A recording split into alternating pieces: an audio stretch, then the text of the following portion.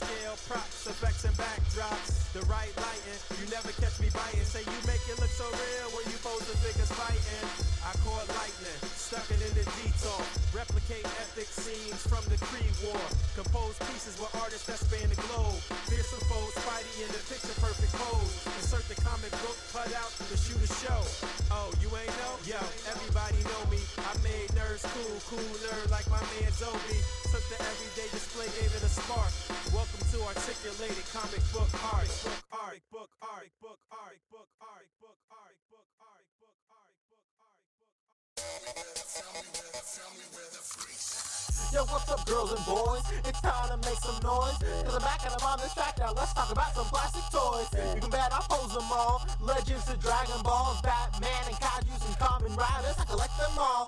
Gotta make sure your posing's tight though. Make sure your lighting's right, yo. Keep it contained because you train for this your entire life, bro. So please don't adjust your TV. This is your host, Cheesy. Sit back and relax and learn this fact. Posing ain't easy.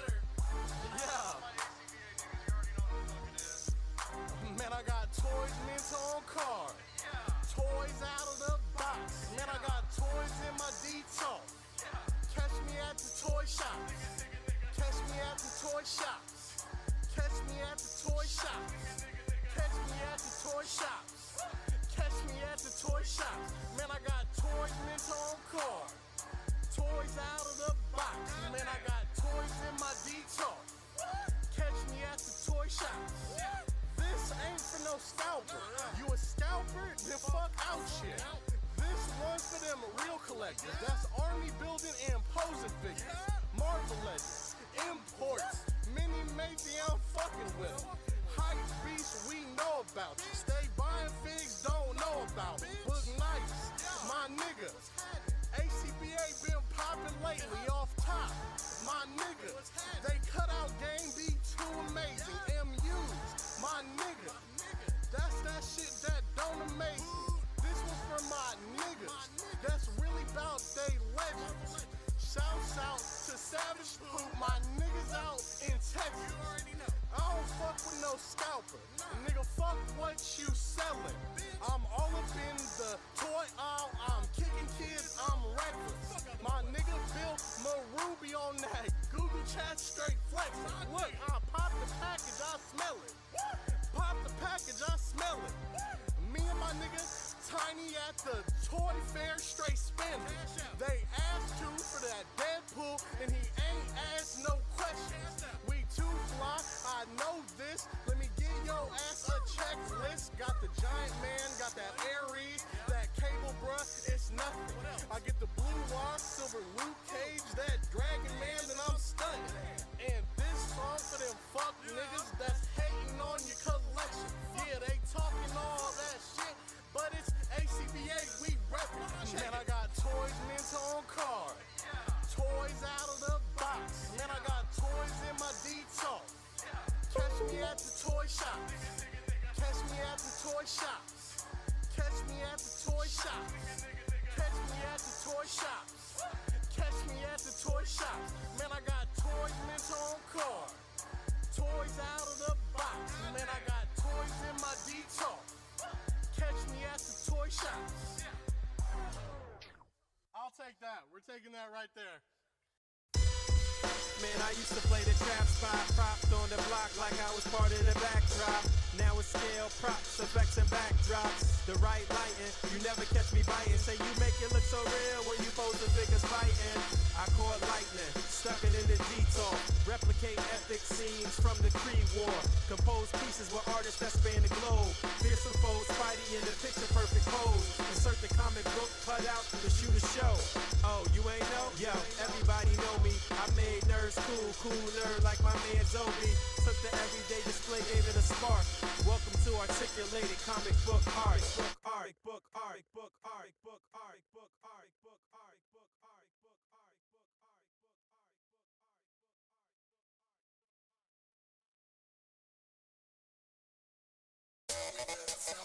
art. girls and boys, it's time to make some noise. Cause I'm back and I'm on this track now. Let's talk about some plastic toys. You can bet I pose them all. Legends to Dragon Balls, Batman and Kaijus and Kamen Riders. I collect them all. Gotta make sure your posing's tight though. Make sure your lighting's right yo. Keep it contained because you train for this your entire life, bro. So please don't adjust your TV. This is your host, Cheesy. Sit back and relax and learn this fact. Posing ain't easy.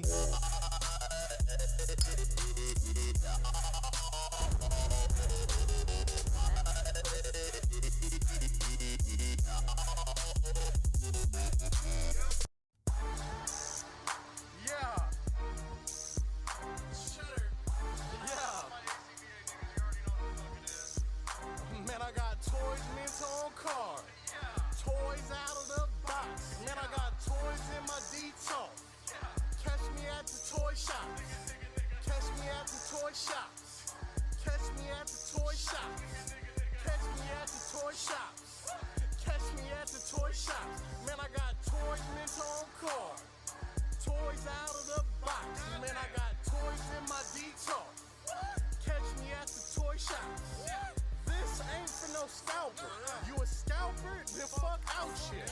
This one's for them real collectors. That's army building and posing figures. Marvel Legends, imports, mini matey I'm fucking with. Hype beasts we know about. Stay buying figs, don't know about. Boog nice, my nigga. A.C.B.A been popping lately off top. My nigga, they cut out game be too amazing. MUs, my nigga. That's that shit that don't amaze me. This was for my niggas. That's really about they legends. Shouts out to Savage Poop, my niggas out in Texas. I don't fuck with no scalper. Nigga, fuck what you selling. I'm all up in the toy aisle. I'm kicking kids, I'm reckless. My nigga Bill Maruby on that Google chat straight flexing. Look, I pop the package, I smell it. Pop the package, I smell it. Me and my nigga Tiny at the toy fair straight spending.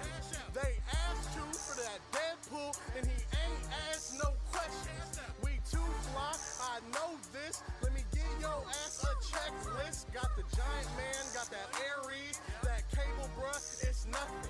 I get the Blue Wire, Silver Luke Cage, that Dragon Man, then I'm stunning. And this song for them fuck niggas that's hating on your collection. Yeah, they talking all that shit, but it's A.C.B.A, we reppin'. Man, I got toys mint on card, toys out of the box. Man, I got toys in my detox. Catch me at the toy shops. Catch me at the toy shops. Catch me at the toy shops. Catch me at the toy shops. Catch me at the toy shops. Man, I got toys mint on card, toys out of the box. Man, I got toys in my detox. Catch me at the toy shops. I'll take that. We're taking that right there. Man, I used to play the trap spot, propped on the block like I was part of the backdrop. Now it's scale, props, effects, and backdrops. The right lighting, you never catch me biting. Say you make it look so real when you pose the figures fighting.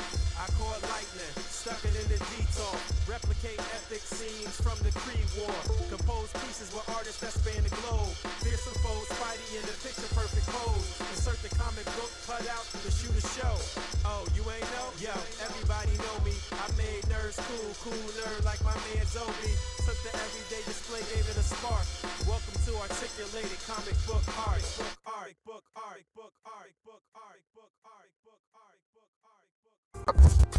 Y'all ready? Yeah, let's go. We are live, Boog. Oh, we are live. Yes, sir. We're Officially back at it.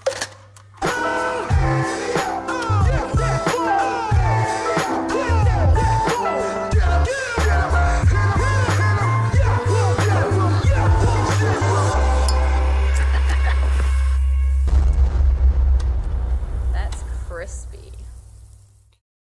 Actually. Whoop. Whoop. Yes, sir. We officially back at it. This is not Boog Nice. That's Boog Nice. What's up, Boog? Tell them who we are. Yo, we officially back at it. Boog Nice coming at you with the Articulated Comic Book Art Podcast, episode 132. 32, baby. All right, we're doing. I'm your host, Boog Nice. Got my boys with me, Fabster 360, Pan Cheesy, Rick Dom. We back. Best podcast to talk about Star Wars. Best podcast to talk about politics. What up? Yeah, And that includes the chat. The chat really pops off when it comes to those, totally safe topics that everybody can agree on. no doubt. But we do have a pretty cool lineup tonight. I think we're going to get into WandaVision at the end of this or in the after show or whatever. I got a lot to say about WandaVision. But how you fellas doing? How you guys doing tonight? I'm a damn camera. Doing, man. It's another day in paradise and geek paradise, Yeah. baby. I'm feeling good Good too, week. man. Yeah. Any funny shit you guys want to talk about real quick? Any memes or things that really made you laugh this week? Let's see. What's the hottest trending meme of the week? That's a good question. I mean, it's got to be, to not talk politics, but the whole Ted Cruz thing has been pretty funny to follow. True. Oh, True. yeah. Holy cow. I More can't believe last week, though, I guess. Okay, I was about to say that all unfold this week. That's crazy. There's a lot happened this week for sure. Absolutely. We do we want to talk about Potato Head now? Later. What's going on? Oh, we're going to save that. We'll save that. Once again, just one of those things we totally all agree on. Potato Head shit was funny this week too, though, for sure. Seeing the reactions has been good. You know, Reactions are I funny have themselves. enjoyed that. Yeah, let's save that for after. I guess after the first couple topics, we can All get right, let's into Potato Head. But I'm glad everybody's feeling good. We ready to go pretty much. We could jump right in if it ain't anything interesting or off topic you guys want to throw in there real quick. You know, one thing I did forget to mention was a couple funny memes I saw poking fun at NECA that I meant to show like 2 weeks ago. I think it was Right. the picture with the blow dryer with the NECA logo on it. Yeah. I can actually pull some of those up and we'll talk about it in the NECA segment because even NECA like leaned into it and they're playing into the whole like give your action figures a hot bath, guys. Yeah. There was one with a blow dryer and one with a like a pot of boiling water with the NECA logos on the side. Pretty funny. Right. I saw one where it was bigger than a sauna. Incredible. You know, just a little something to relax after a hard workout. No doubt. You know how it is. But yeah, Pete, take us away. What's the topics tonight? Yeah. So today's topics consist of Mayfex. We're gonna clean up MezcoCon as well. Mm-hmm. NECA. Just touching on some SHF stuff real quick. Then Rick wanted to talk third party, and then we got miscellaneous down here for all your potato needs. Of course, we're talking Spider-Man preview and the after show, as well as WandaVision at the very end, just in case anybody hasn't seen it yet. So, that's and why would you not have? Why? Like we appreciate it, like you tuning into this podcast when there's something clearly better to be watching called WandaVision episode 8, real quick, second to last. real quick before we get into it, like. Do you watch? You're on the West Coast. Do you watch it at midnight? Of course you do, right? Hell yeah! You kidding me? Well, Hell yeah. midnight 05 if the Disney Plus will let me through. Very true. I feel so bad for you East Coasters. What the fuck are you supposed to do? Stay up until 3 a.m? What kind of shit is this? Literally what I do every week. No, I respect it. You should be. I would too. I've watched like overseas like WWE pay-per-views in Saudi Arabia that Yeah, take place like really like normal time over there, but late here. It's worth it. Yeah, man. Yeah, I usually watch it probably like noon or 1 o'clock. Oh, nice. While I'm taking my lunch at work, basically.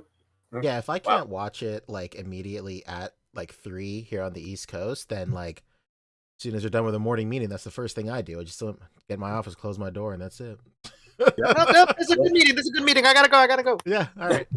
Real great stuff in here. I'm gonna get Yeah. to work. Just email it to me. I agree with you guys. I agree. I gotta go. Shout out to my boss Benny. What's up? Eddie. I know you're watching.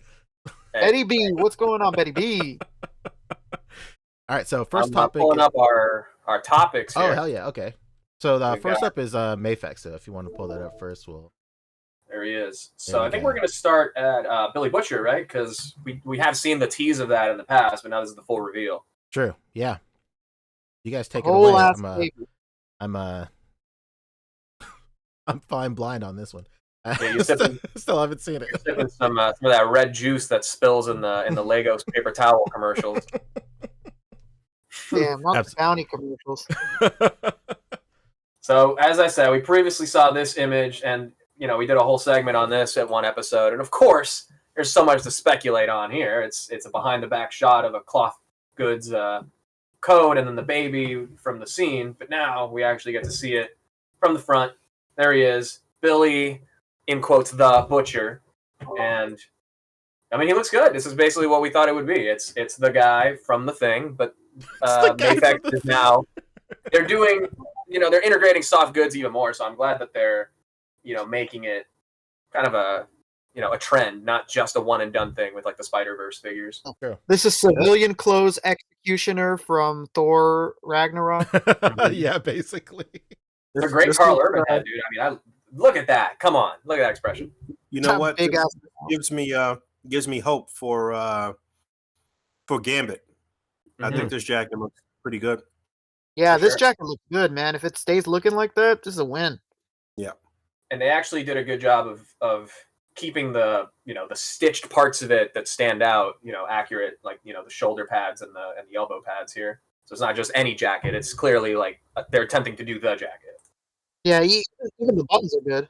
Yeah, I'm wondering if they have bindi wire down in the on the ends of the jacket or on the collar or whatever. I would assume so. Did the Spider-Verse figures?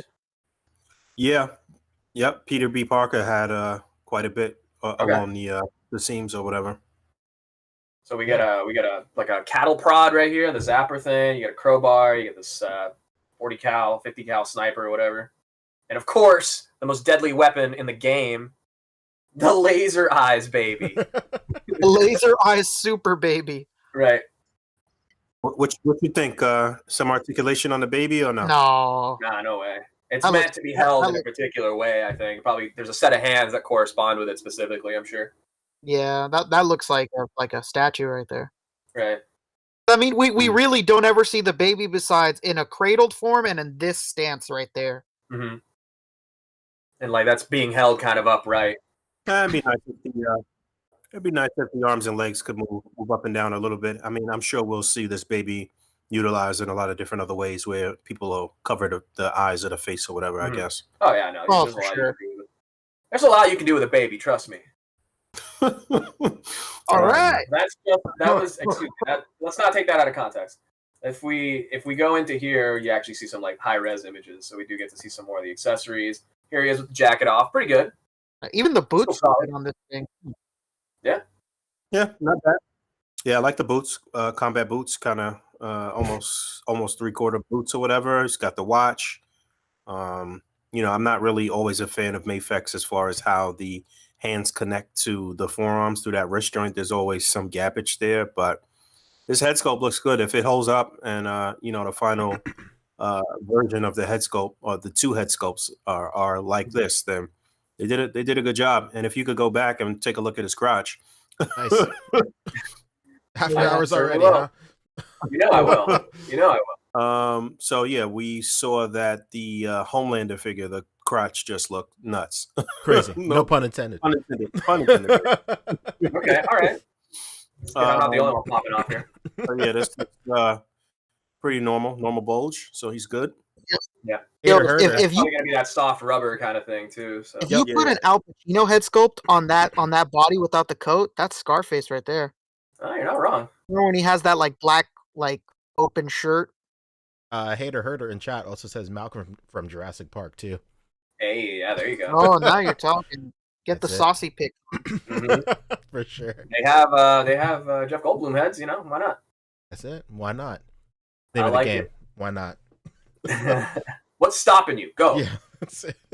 Don't let you got these expressions look great, and I kind of want it just for the Carl Urban head, honestly, because I love Carl Urban, dude. That guy is so. I'm glad he's in at the forefront of this series because the dude's been in too many things that it's like a one and done, whether it's like Dread or he's executioner in one Thor movie, like he gets all these dope roles and then you never see him again. So this is great. He's awesome. Love this guy, and then we also got the Harley. Yeah, when they announced this, I thought don't we have this already? Yeah, someone else did this, right? I don't know. Yeah, SH Figure Arts did this, I believe. Okay. I thought the same exactly. Yeah. And It is virtually identical. Did you guys sit through this movie? I actually did, dude. I think that was the last movie I saw in theaters before the pandemic. Weirdly enough, and then yeah, it was whatever. It wasn't great. Yeah, whatever. Every time I try to, I've been trying to finich it on cable, but I don't know. I keep getting distracted. It has some Every good time I sequences watch for it, sure, I'll but just the story in general is not like super great. You know, it's serviceable, I can see but that. it's not. It's just kind of a revenge drama, but with some team elements kind of thrown in. It's fine. But this figure looks pretty good.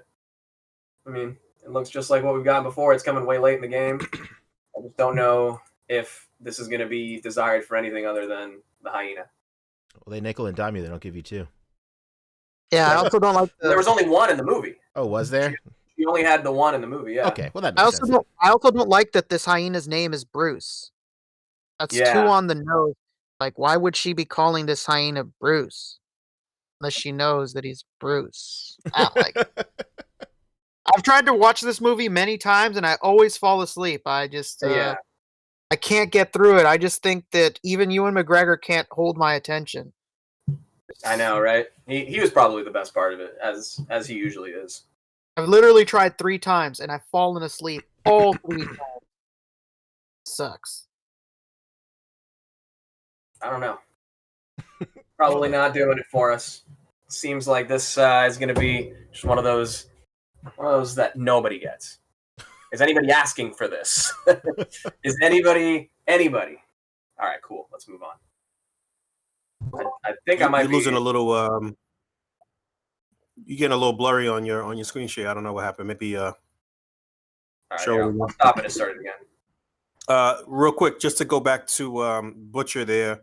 I forgot to mention that is not due out until 2022. By the way, Yeah. You got time. Doesn't Quite a say bit. here.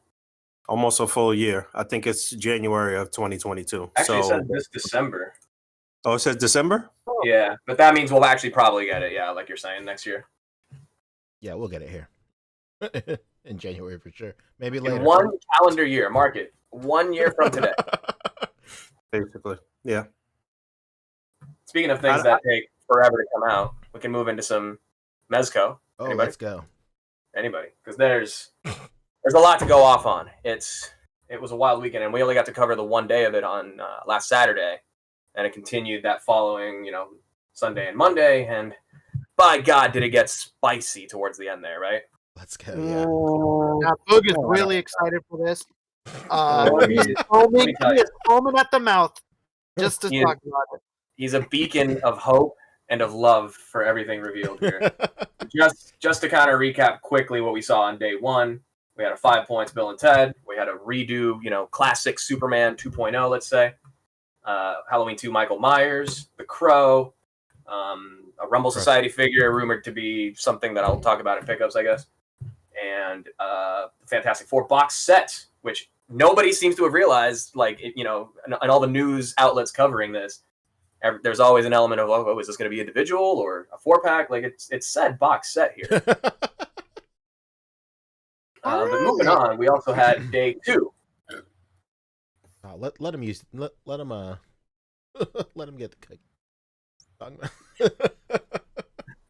We had a Living Dead doll from Silent Hill 2, 14-inch vinyl grub. Who's buying that shit? I'll be honest, on pre-order as we speak. Yeah, Fabio, for sure. Don't you play with All it. I know is it's not up for pre-order yet. That's how close I'm following this. I didn't even know it was a huge figure. I thought it was just like the little tiny guy. Yeah, I mean, there's a mini Mezit right there, so this is that, and this would be 14 inches, huge, pretty big. Yeah, that shit didn't. I didn't realize that either. I thought this was Yeah. just a naked, small little grub to go along with your 112 figures or whatever. It's gonna be pretty big. That's 14 Come on. inches. Gotta keep that motherfucker on me, You're gonna cash in on the Baby Yoda craze? Is that what it is? Oh, Basically, I think that's exactly what it is. It kind of strikes me, speaking of that, I actually thought that maybe they should have thrown some soft goods on this. It's kind of their thing. maybe it would make it more like their Living Dead doll. They already have stuff in that scale. It would kind of work if they wanted to redo this as, a nondescript baby grub kind of thing. Yeah, they could have. That's actually a huge misstep on their part. It'll come out next I year. can Or see it something. coming. But The next one. this, moving into the 112 reveals, everyone thought, oh, they burned all their 112 reveals on day one. Everything else is going to be Living Dead dolls, and they kind of had us at first, and they threw in some in the first half. They threw in some Conquest of the Planet of the Apes, y'all. Yeah, this was. I kind of thought about you, Fabio, when this was revealed. It's kind of like your parents get a divorce and your dad starts dating a chick that looks just like your mom, kind of. Because I just remember that you were such a big, huge fan of all those NECA Planet of the Apes stuff. That's all I could think about. Dude, I collected it to the end, but that line got canceled into the ground. It did not last. Nobody was buying it. So there was nothing left to collect. This is the next thing. So wait a minute. Yes. This is what movie exactly? Conquest of the Planet of the Apes, which is I think the fourth or fifth, fourth of the original film series. Original films. Okay, got it. So these will essentially go on with the Dr. Zaius then, huh? No, that's the thing. It doesn't, because that Dr. Zaius is from the original and the second film, and that takes place in the future where the humans or the apes already rule the planet. And then the third one is called Escape from Planet of the Apes, and Cornelius and Zira take the spaceship that Charlton Heston took in the first one back in time, and they land in past Earth, and their son Caesar is born, goes under the care of Ricardo Montalban, and grows up to become, the ape leader that overthrows the humans. Got it. Conquest of the Planet of the Apes. And then the fifth one was, I think, War for the Planet of the Apes or Battle for the Planet of the Apes. That's odd that they're jumping all over the place here. Okay. I know. Cool. So it's cool because it's this character from the movie, and he's going to have army builders go with him. But it doesn't go with Zaius. Yeah, to answer your question. How do you fucking army build $90 figures? Deep pockets, baby. It's the only way. Yeah. You don't buy 2 Hasbro waves. Oh no. Yeah, let me hold off on 12 an figures. entire wave and a free build a figure. Yeah. Yeah, just don't do 2 of those and you're set. So that's cool. Those 2 were revealed together. Up next, I did think about these jumpsuits though. I thought about the fact that I would probably want to pick up one of these at least though, because it would be cool to just swap heads and hands and have somebody in a jumpsuit, maybe Joker, any of the Batman villains, whatever. Yeah, just that might work. Yeah, Batman dragging somebody into Arkham or something like that. Yeah. You got a little stencil, put Bell Rev on it, easy. No doubt. We got a super chat here. If you could address that while I pull up. Shout out to our homie, Praise White Jesus 13, incredible username. He says we need to have a serious talk about that dude, about the dude that said, "You know what this grub needs? Super defined ass cheeks." For real. I mean, it's 14 inches, so they had to give you, every little divot and every little crease and everything. Right? Yeah. Makes sense. This is like the Don Draper, drunk giving the pitch, and he's like, he's in front of Mezco. Yeah, and he's like, what if we gave him a dump truck? Somebody from Pixar just started working over there. Right. Crazy. Well, thank you for the super chat, though. Appreciate you, bro. We appreciate that, dude. That's enough money to clap these grub cheeks.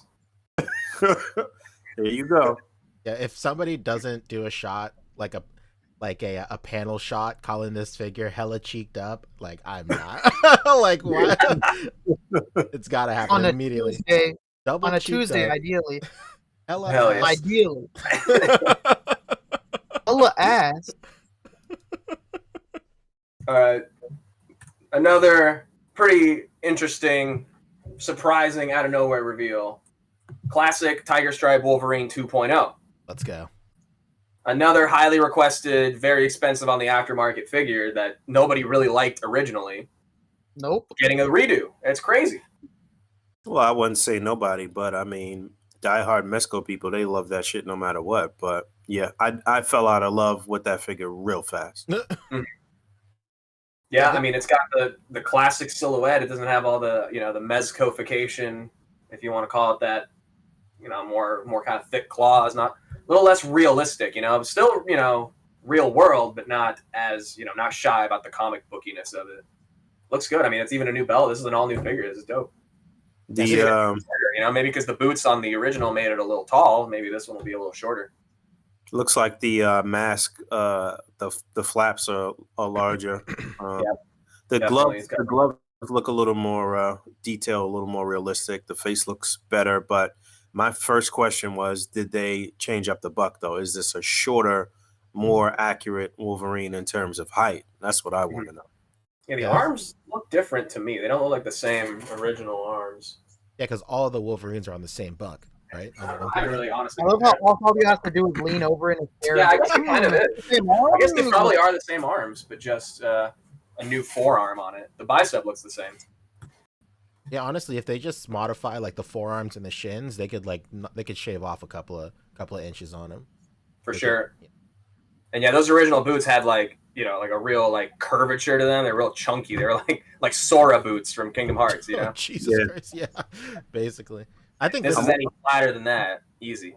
This reveal is interesting to me because now the Superman was like one thing where like, okay, cool, they're correcting like one of their biggest flops like ever, but like maybe this is just like a special case, like tight. Nobody liked the original Superman, they're gonna redo Superman, but like now that they're doing Wolverine, I think it's kind of more clear now that they have like a mission to do like 2.0s or revisit older ones that maybe weren't so hot in the first place. So I think that's really cool. Mm-hmm. Yeah, I'm with it. I'm with it as far as that goes. I'm curious about this little Sentinel prop that they use down there too. Sure. I was just gonna say, yeah. Yeah, sign me up for giving us that. Yeah, this kind of looks like the classic Toy Biz one down to the base, Very cool similar. Next, we had another Rumble Society tease, which we identified as Hawk P40, which is one of the characters teased at the end of the Doc Nocturnal comic. Basically, like a 1940s like bomber airplane, life. He's got a bomber jacket. He's got a hammerhead shark head. What is this we seeing? What? His name is Hawk P40. Yeah, you're right. How do you know that? Like Hawk, like the character from Cobra Kai. No. I said, how do you know that? Because it was in the end of the Doc Nocturnal comic, and I'm pulling up the image right now. So you can see this guy really be reading into this bullshit. Fuck hey, bullshit. All I'm saying, bro. I mean, I'm going full conspiracy theorist. All I'm saying is watch the sky. You know what I'm saying? Counters the third kind shirt. Are you fucking kidding me? Incredible.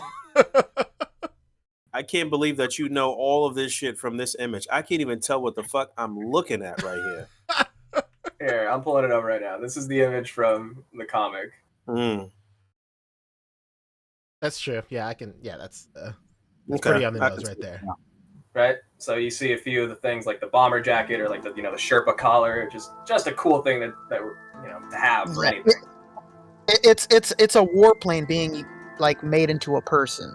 Right. That's fantastic. Jesus, man. They are really, really ham-handedly shoving these in-house characters down your fucking throat. Who wants You might say they're kamikazing them right into us. Oh, no. Yeah. Very good. Very good. I'm so sorry. I'm going to move on. Green Ranger, come on. Talking about kamikazes with my daughter. It's funny. The Green Ranger is pretty interesting. I thought this was a pretty cool reveal. Yeah, I saw a lot of people really excited about this. True. Yeah, this is dope. It seems like the perfect license for them to have, without a doubt. Yeah, dude, shout out! Seems like it's right up the alley for sure. Yeah. Shout out to this being the year of companies just going like, why aren't we allowing people to license the license of our characters? Like, everybody is giving out their licenses now. Like, this is the year of like, you know what? Fuck it, make me money while I don't have to invest. True. How long is it going to take us to get a complete Mighty Morphin Power Rangers team, though? Oh man, it's 2.5 gotta be years. like Really? You it's think gotta be. that soon, Fabio? 2.5 years? There's no Oh, that's soon. Okay. This is gonna be like 5 years, I think. Unless it's a box set, I don't even see this even being completed. Yeah. I would like this to be a box set. Honestly, I would like Same. an individual green, individual white, and a 5 box set. True. That's the move. Yeah, I would have to think that that's what's going to be. I just think it's going to be rough if you do them individual, because obviously some of them are going to sell better than the others, and you're Yeah. going to be fucked with like the pink ranger and the blue ranger and the yellow Right. ranger. Like obviously those are all not going to sell as well as the others. Like I don't know. And they Needs to be a box set in my opinion.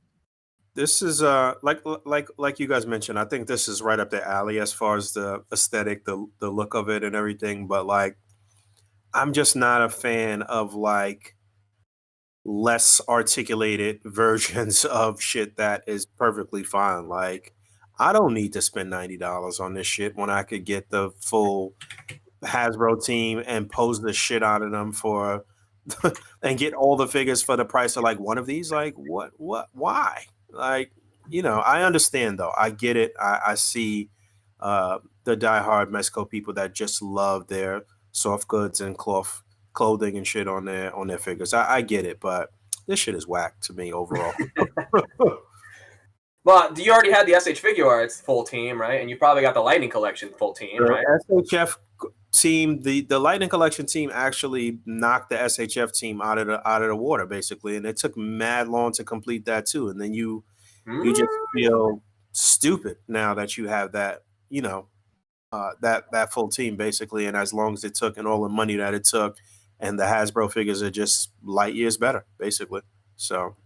Yeah, I don't know if Poncho agrees with you 100% there. Light years, What? Boog? You don't think so? Not light years. No, I don't think so. No, I think it's a trade-off for sure. Plastic quality versus articulation. That's just me. And like QC, there's just too much for me wrong with Lightning Collection.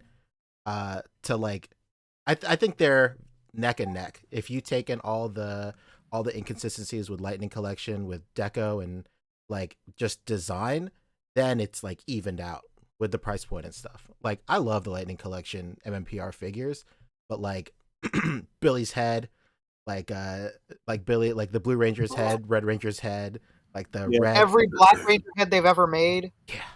Shout out to Michael Wisman. He sent me the Walgreens exclusive Black Ranger, so I got the better head scope.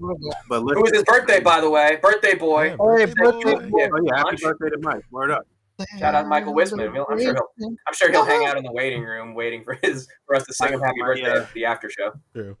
You know what's interesting? My Pisces brother.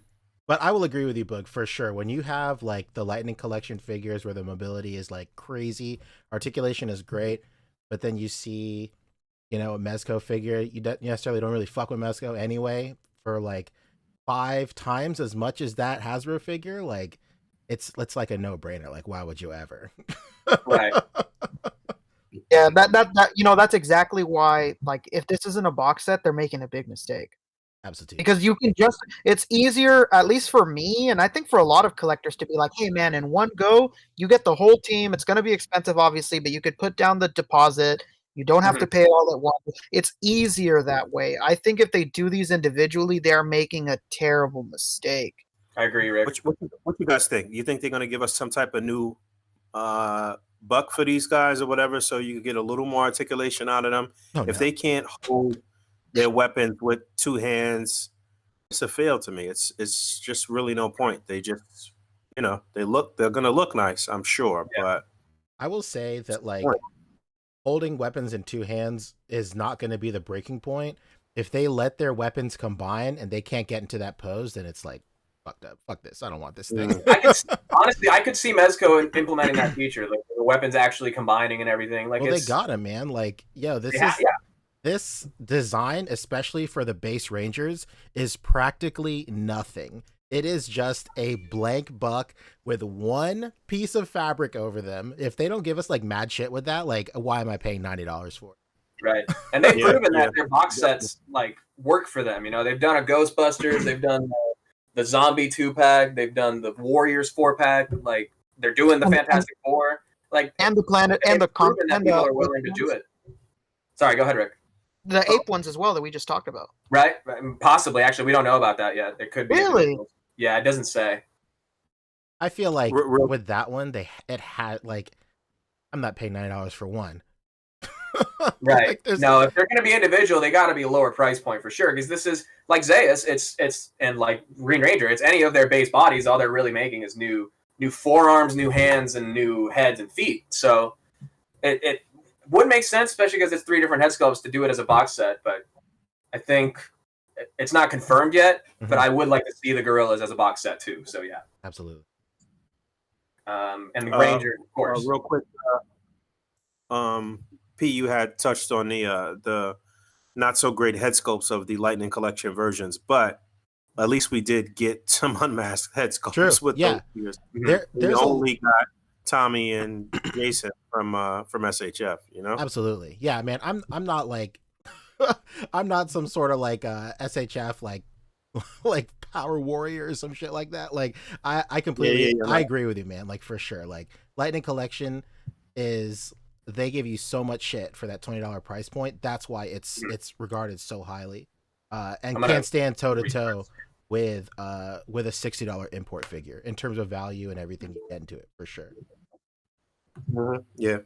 My stream quality went down for a second, but yeah, this is great. Like if you're on the fence about Lightning Collection, or you're already a Power Rangers fan, but you don't, like me, like really want to go retail hunting and try to complete the team and everything.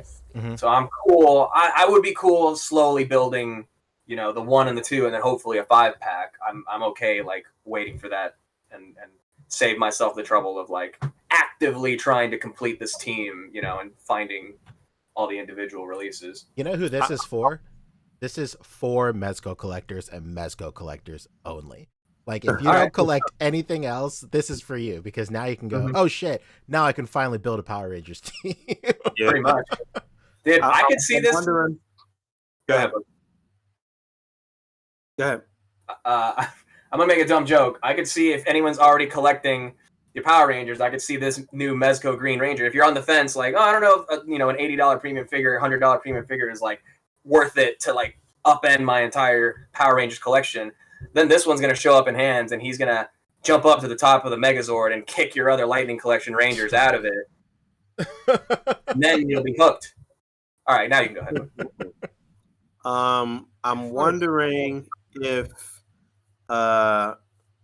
this is two things. I'm wondering if this is an individual figure, if we'll see an unmasked head sculpt right off the bat with this, and I'm also wondering if there was an actual toy fair this year, how much of this stuff would have actually been on display? Like, how much of this stuff is close to ready or could have been shown off? And how much old shit will we have actually seen on display, and just like maybe a few of these things? I would Yeah, that's a good say point, actually. I would say, based on how many of these are like photoshopped at like the joints and stuff like that, and like the heads on like pegs and stuff. The Superman has a photoshopped neck or photoshopped head, however you want to look at it. I would say maybe half of these would have been on display if we're lucky. It seems like a lot of these were not quite at the point of being like show ready, but since it was a digital event, they just like fudged it in Photoshop and just kind of like piecemealed these figures together so they could have like a huge like showing and obviously grab as many headlines as they possibly could, because all of last week this is all anybody was talking about, for sure. Yeah. And that's kind of the point a lot of people had about the photos, especially in day one, like that Superman, like you said, like these are photoshopped to hell and back. I think they're more not necessarily representative of the figures as they are currently, as they would be in your hand. It's like a mock-up. It's like a render or a promise of what is to come. Like when Hasbro shows you the digital sculpt with like the color palette next to it. Sure. It's just a render. It's a visualization. And I think that also depends entirely on the stage of production, like Boog is saying. I'm sure. If the emblems on this thing are photoshopped on, they might have only had the suits and not the new sculpted chest, and they just used bodies and whatever, and then photoshopped everything else on. Yeah, I can see that. So yeah, those are really good points. A segue into my next thing. John Papa Sergio hit us with $5. He said Green Ranger is so strong he can blow the Dragon Fleet right through his helmet. Incredible. One of the greatest Strong. Power Ranger memes ever in the entire world. Basically. But to piggyback off what you were saying, Boog, is like, Shout out to John. Thanks, John. Appreciate you, bro. hell yeah. To piggyback off of what you were saying was like, Mezco usually gives us like, a couple of head sculpts here and there. Like with these helmeted, Power Rangers, like they never change their expression no matter what. And if it's not, and it doesn't make sense to give them like a battle damaged like helmet if the rest of the suit's not going to be damaged either. So like, Right. what are they gonna put that into? Like it almost has to be civilian heads, especially with Lightning Collection out there giving you civilian heads for $20. It's almost like they have to do something. Yeah. Sure. Or give you crazy shit like just like maybe 2 sets of weapons, one that's like a hero set that stays solid the whole way through, and another set that is able to like transform into like that bigger weapon that they use towards the end. Yeah, the stunt set. Yeah, that can transform and like merge into one weapon. That makes sense. But there's really not a lot of options that you can do with like a Power Ranger thing. Same thing with like the Ultraman they showed. Like, what are they gonna give him? Like, We'll get there. Moving into day 3, unless anyone else had something to say about Power Rangers. oh shit, Yeah, man, I really want to talk about that Uncle Fester. Okay, all right, perfect. Then we'll creep everyone out with this Pennywise real quick. Oh, bro. Mega, what's it called? Mezco Designer Series, Mega Scale. It's just a big chunky figure, soft goods. Cool if you're a fan of this. What do you got to say about this Uncle Fester? Look at him. What a beauty. Like a disappointed parent. Look at him. Look at him. I hope to be that attractive when I'm bald. It looks like he had like the design of the hands is the same as that little grub also.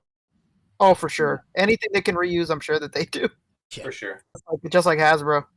But this, we Let's knew go. there had to be another Batman. Like there's always another Batman, dude. That's written. That's their slogan. It's buy collectors, for collectors. There's always another Batman. Yeah, this shit is Photoshop too. Yeah. There's no way we're gonna get that range on that head. No way. Oh, for sure. Look at that. That's the most Photoshop head. I think it's almost as bad as their Superman.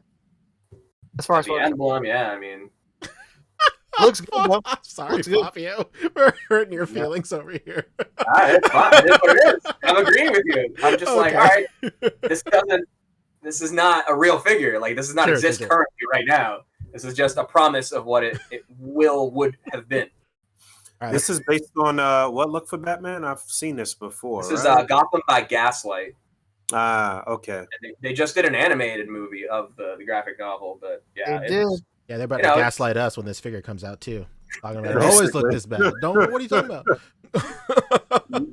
You know what that means, though. We're gonna get probably a new Joker in this style, and whoever else was. Oh yeah. Oh yeah, And a Harley. This is the next era of Mezco Batmans. Yeah, for sure. Unless they want to keep screwing with us and just do another different new version of Batman. Like, Oh my god. Could What- you imagine? what- I guess, like, what if we get a Batman Ninja or something? You know, one of those. What does the Joker look like from this universe? Let's see. Doing it live. I love this. This is how we all learn. Right? We all learn together.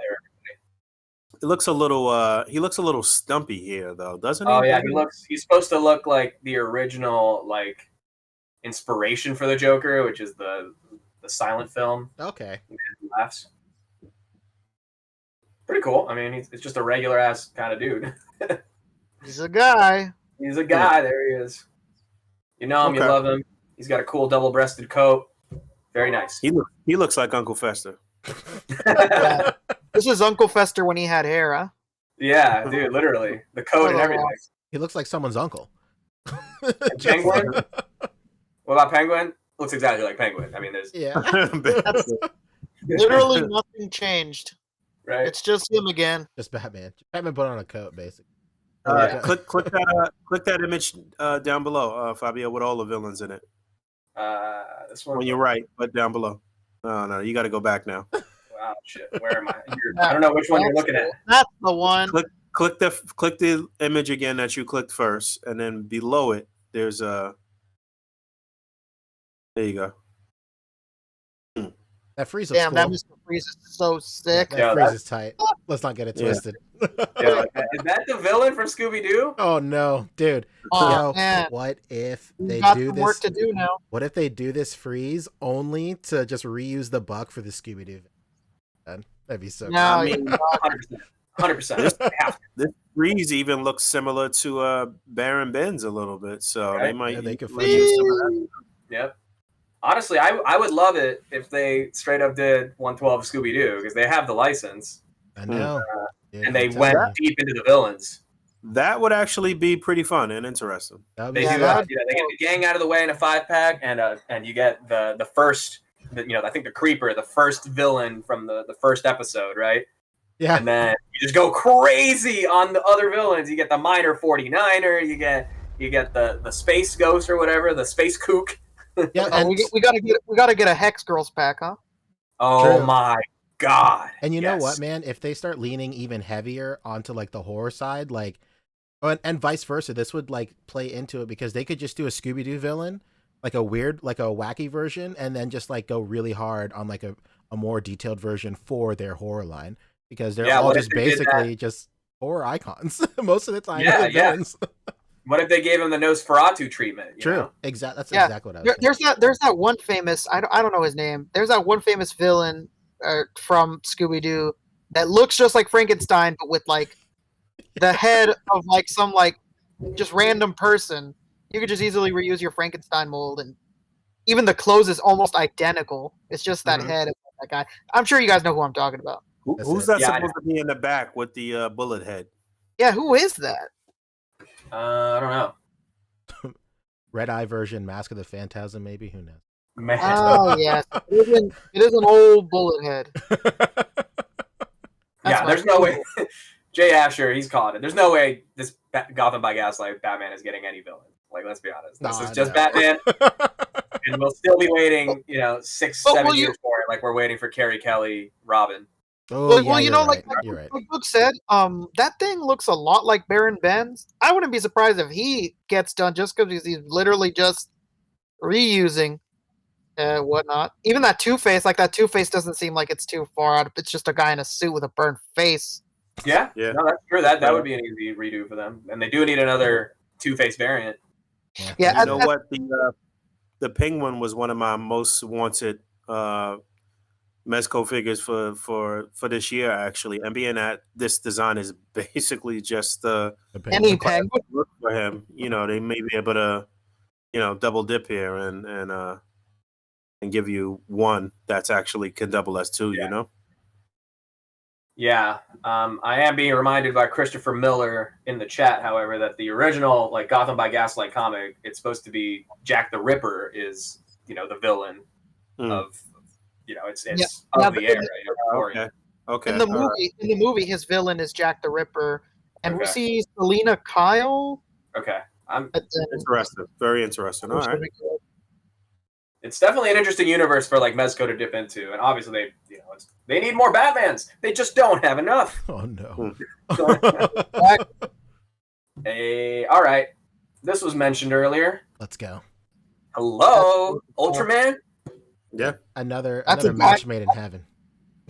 Yeah, this Yeah. makes a lot of sense, and this head will also not be able to seems move like it. This definitely seems like it's right up their alley, though. Yeah. This makes sense. Have they That's a used guy in this, a suit. yeah, that's a guy in a suit for sure. Have they used Mhm. this kind of faux leather or material before, Fabio, on any of their figures? I'm looking around. I can't. I feel like this might be the same material as the Diabolic or the black suit Ooh, Spider-Man. yeah. Okay. Mhm. Yeah. Okay. Yeah, that makes sense. It just looks thick. It looks dummy thick. Especially in the first, the way the folds are creasing. It just looks like it's a Mhm. thicker material than usual. Yeah. And you can see right here in the cuff too. It looks a little bit more, it has more heft to it. Right. hmm But yeah, I'm pretty stoked on this. I'm interested to see what other little accessories they pack in with this figure. I mean, I'm sure you'll get some type of blast effect and I wonder if they would venture into little Tamashi style buildings or something like that. That would be That'd crazy. If his base Yeah. was just like a bunch of small buildings, that'd be Yeah, that'd be cool. Well, they have this in 5 points in a 2-pack with a monster, and that monster comes with the 2-pack comes with a base and backdrop kind of thing. It's like a cardboard fold-out thing. oh And nice. it's this backdrop that he's on right here. So I could see them kind of just doing that and throwing it in with this too as well. Yeah, but this could definitely be fun to display with, as far as like doing some multi-scale stuff and perspective stuff, and this could be real fun. Is he ever normal size? I don't know, Ultraman. When he's a normal size, he's a dude. Okay, Yeah. cool. I mean, I've always known about Ultraman. I wouldn't call myself a fan or anything, but this is dope and it makes sense for Mezco. Yeah. Ultraman Here we go. is like the Boog, perfect. let's get your hot take on this because you already know. Spider Gwen, Ghost Spider. What think? Silence. All right. I'm good. I'm sticking to my guns here. I don't think I'm ever gonna buy a Spider-Man figure from Mezco. So And you never I'm good. will. I don't really see the point.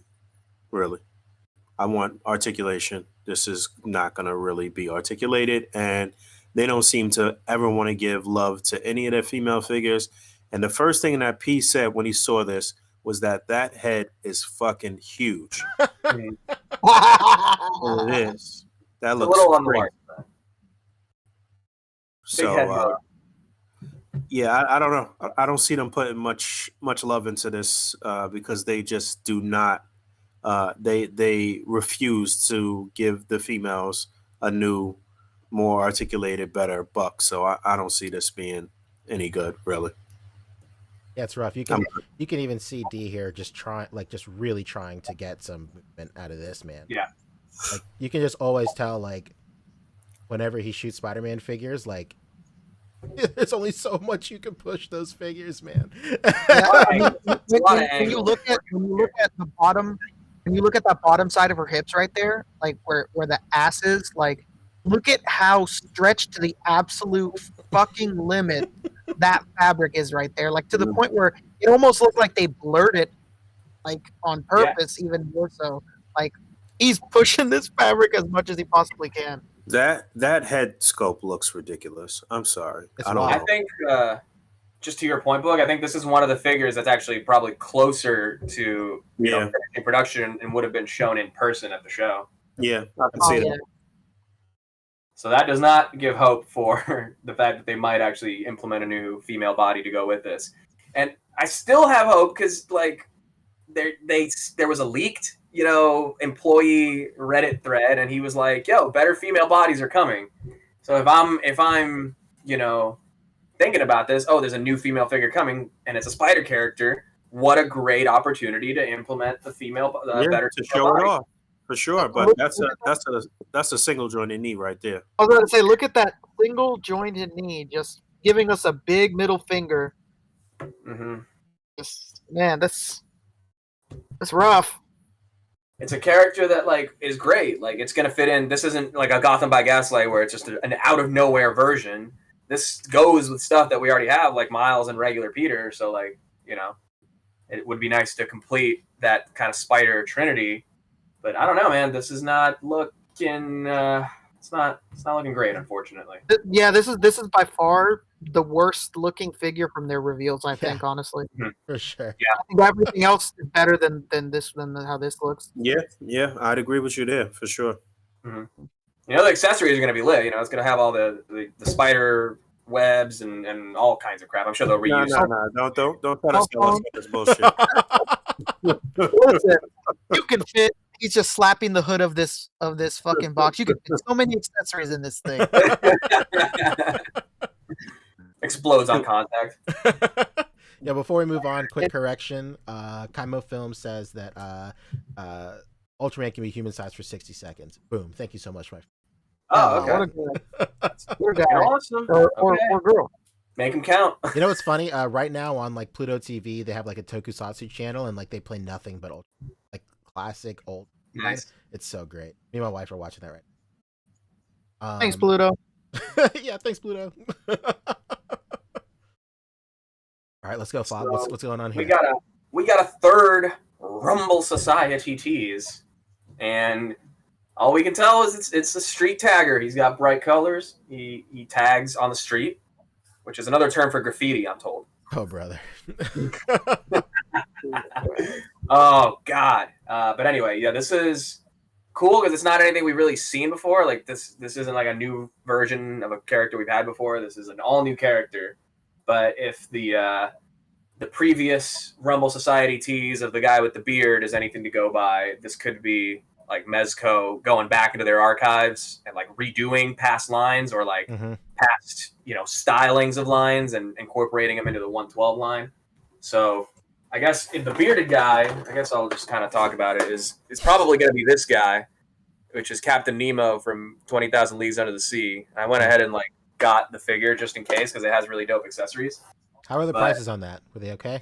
It wasn't too bad. I mean, it was honestly the shipping was what really pissed me off. It was like, was it from Spain?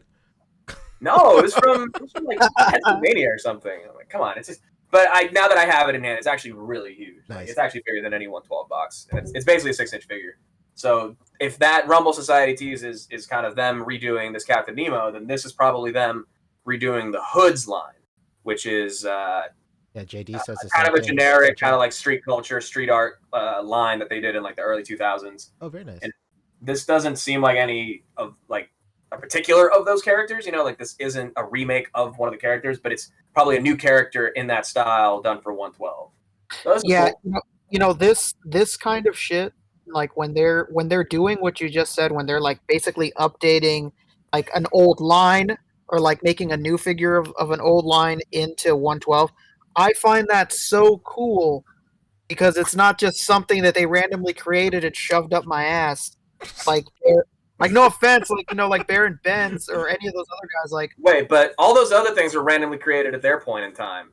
Yeah, but so will you only like Baron Benz 20 years from now when it's not when they're remaking it then and it's not a new thing because you hated it now? Yeah, when it's something that like is a callback to the company itself, that's dope. Yes, I think so.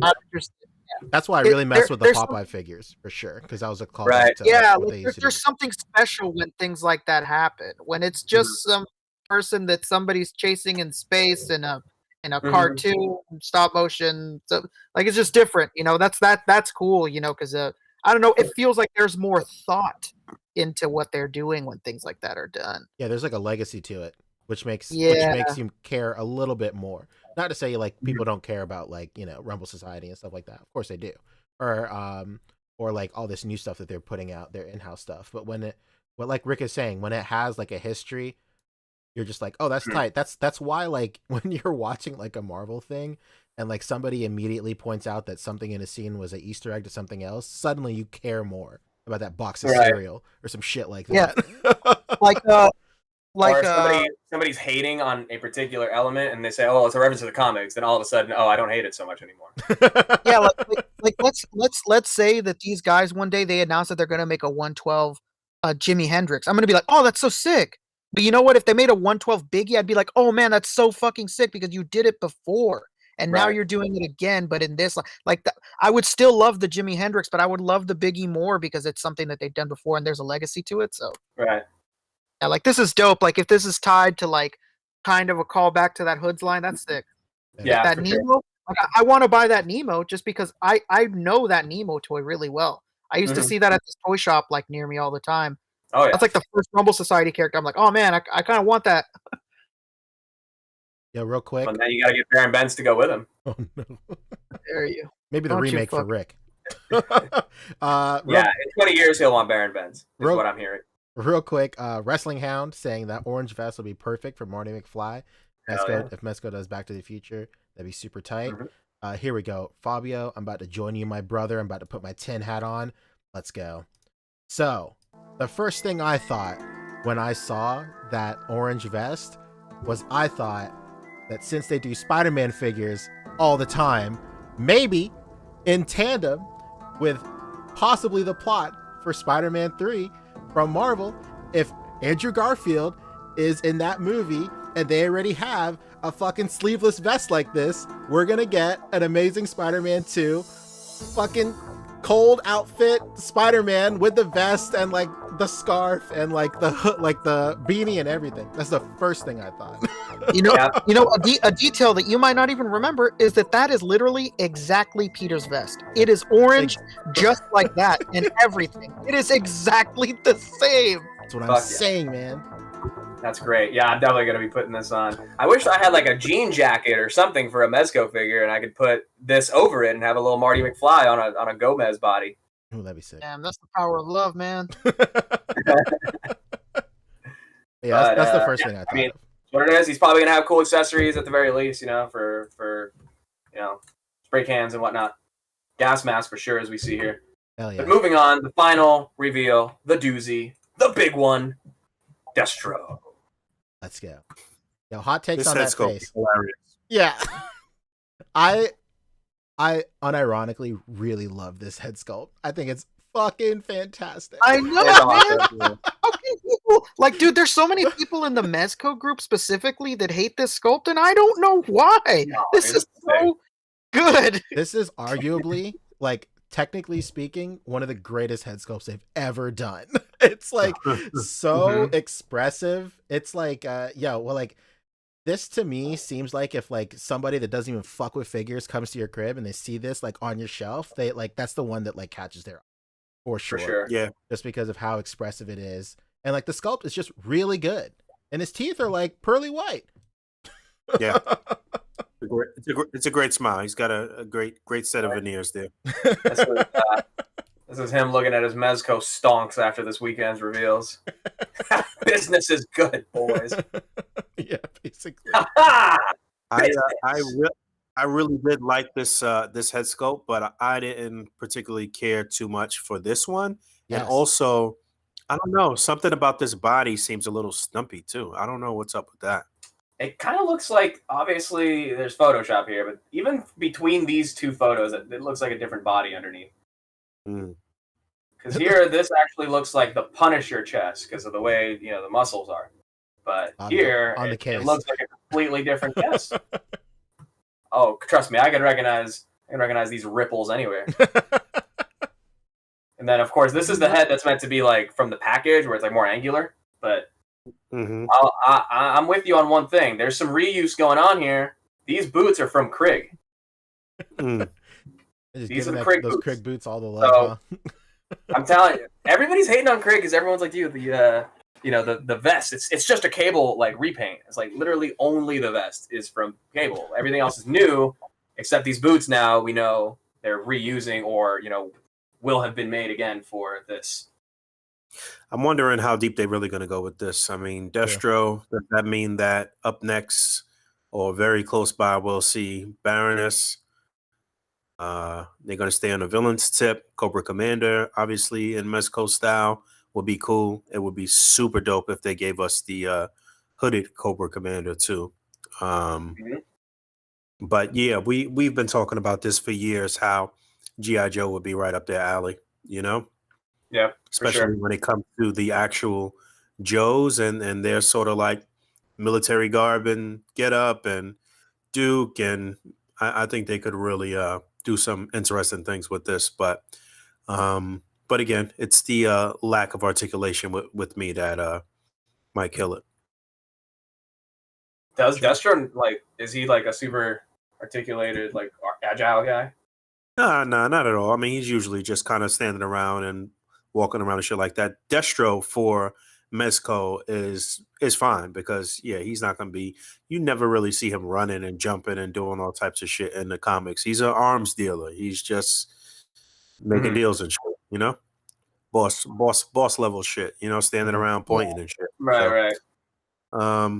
So yeah, maybe some of the other characters, Duke, or obviously if they do a Snake Eyes or Storm Shadow, those will be really interesting to see what route they go. For sure.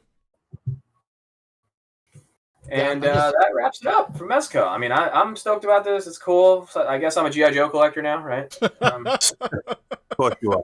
The only other thing though is that I think that again, it's just the time frame with Mezco. Obviously it takes them more time to create these type of figures. It's not just all plastic, and although they are reusing some molds, there is some real quality time that has to go into making their figures. So I don't know that they could kind of quench the thirst of people and the proper amount of time with some of these things, i.e. the Rangers, these Joes now, showing all of these new things is just like, how long do we have to wait for these things to come out for us to be like somewhat satisfied with teams or 2 or 3 characters that could go together, that could be displayed together, and this and that, and like, how long do we actually have to wait for that stuff with Mezco? We waiting right now for things that were put on pre-order a year ago to still drop right now. So I don't know. I feel like their plate is really full, and I don't know how they're going to. What are they going to do? They need more employees or some shit. I don't know. What they're going to do. I mean, yeah, G.I. Joe is going to be highly in demand. Are they going to make enough to keep up? And then that just is going to continue to drive the aftermarket madness, and like, clearly I don't think that they care about that shit too much, really. But yeah, man, it's just going to be more complaining and more fighting and fussing, and like, I don't know. I don't see a happy ending. I mean, it'll cost you about the same as buying a classified series Destro at the very least. Right. As long as you get it at retail. Good stuff. Well, we got a super chat, and why don't we take care of that, and we'll ease into the next thing nice and slowly. Yeah, rewinding a little bit, we had one a little bit ago coming from Pack Photos. He said he hit us with $10. He said, just got hip to the podcast 3 weeks ago. I listened to all the past streams. Dig the energy y'all bring. I geeked when Poncho said McFarlane Nightwing looked like a Filipino cosplayer. Thank you, my friend. I'm so glad that joke hit with you. One of the all-time great Poncho jokes. Well, nobody talk about my kuya like that. Yeah, that's it. Hey, only Poncho can talk about his family that way. Thank you for the super chat. Appreciate it. That's it. Thank you so much. BXR Works hit us with $5 as well. Sent us 4 fist bumps. Hell yeah, my friend. No doubt. Thank you. Hell yeah. Moving on, we got some NECA news. What up? Let's go. Fabio's spattered pass coming right back at us. Fabio's winning back to back, isn't it? It's my ex-wife. I still play alimony too. Basically. Yeah, whenever it's her birthday, I'll message her and take her out to lunch. Yeah, I just like to see who she's dating. Make sure that he's not prettier than me.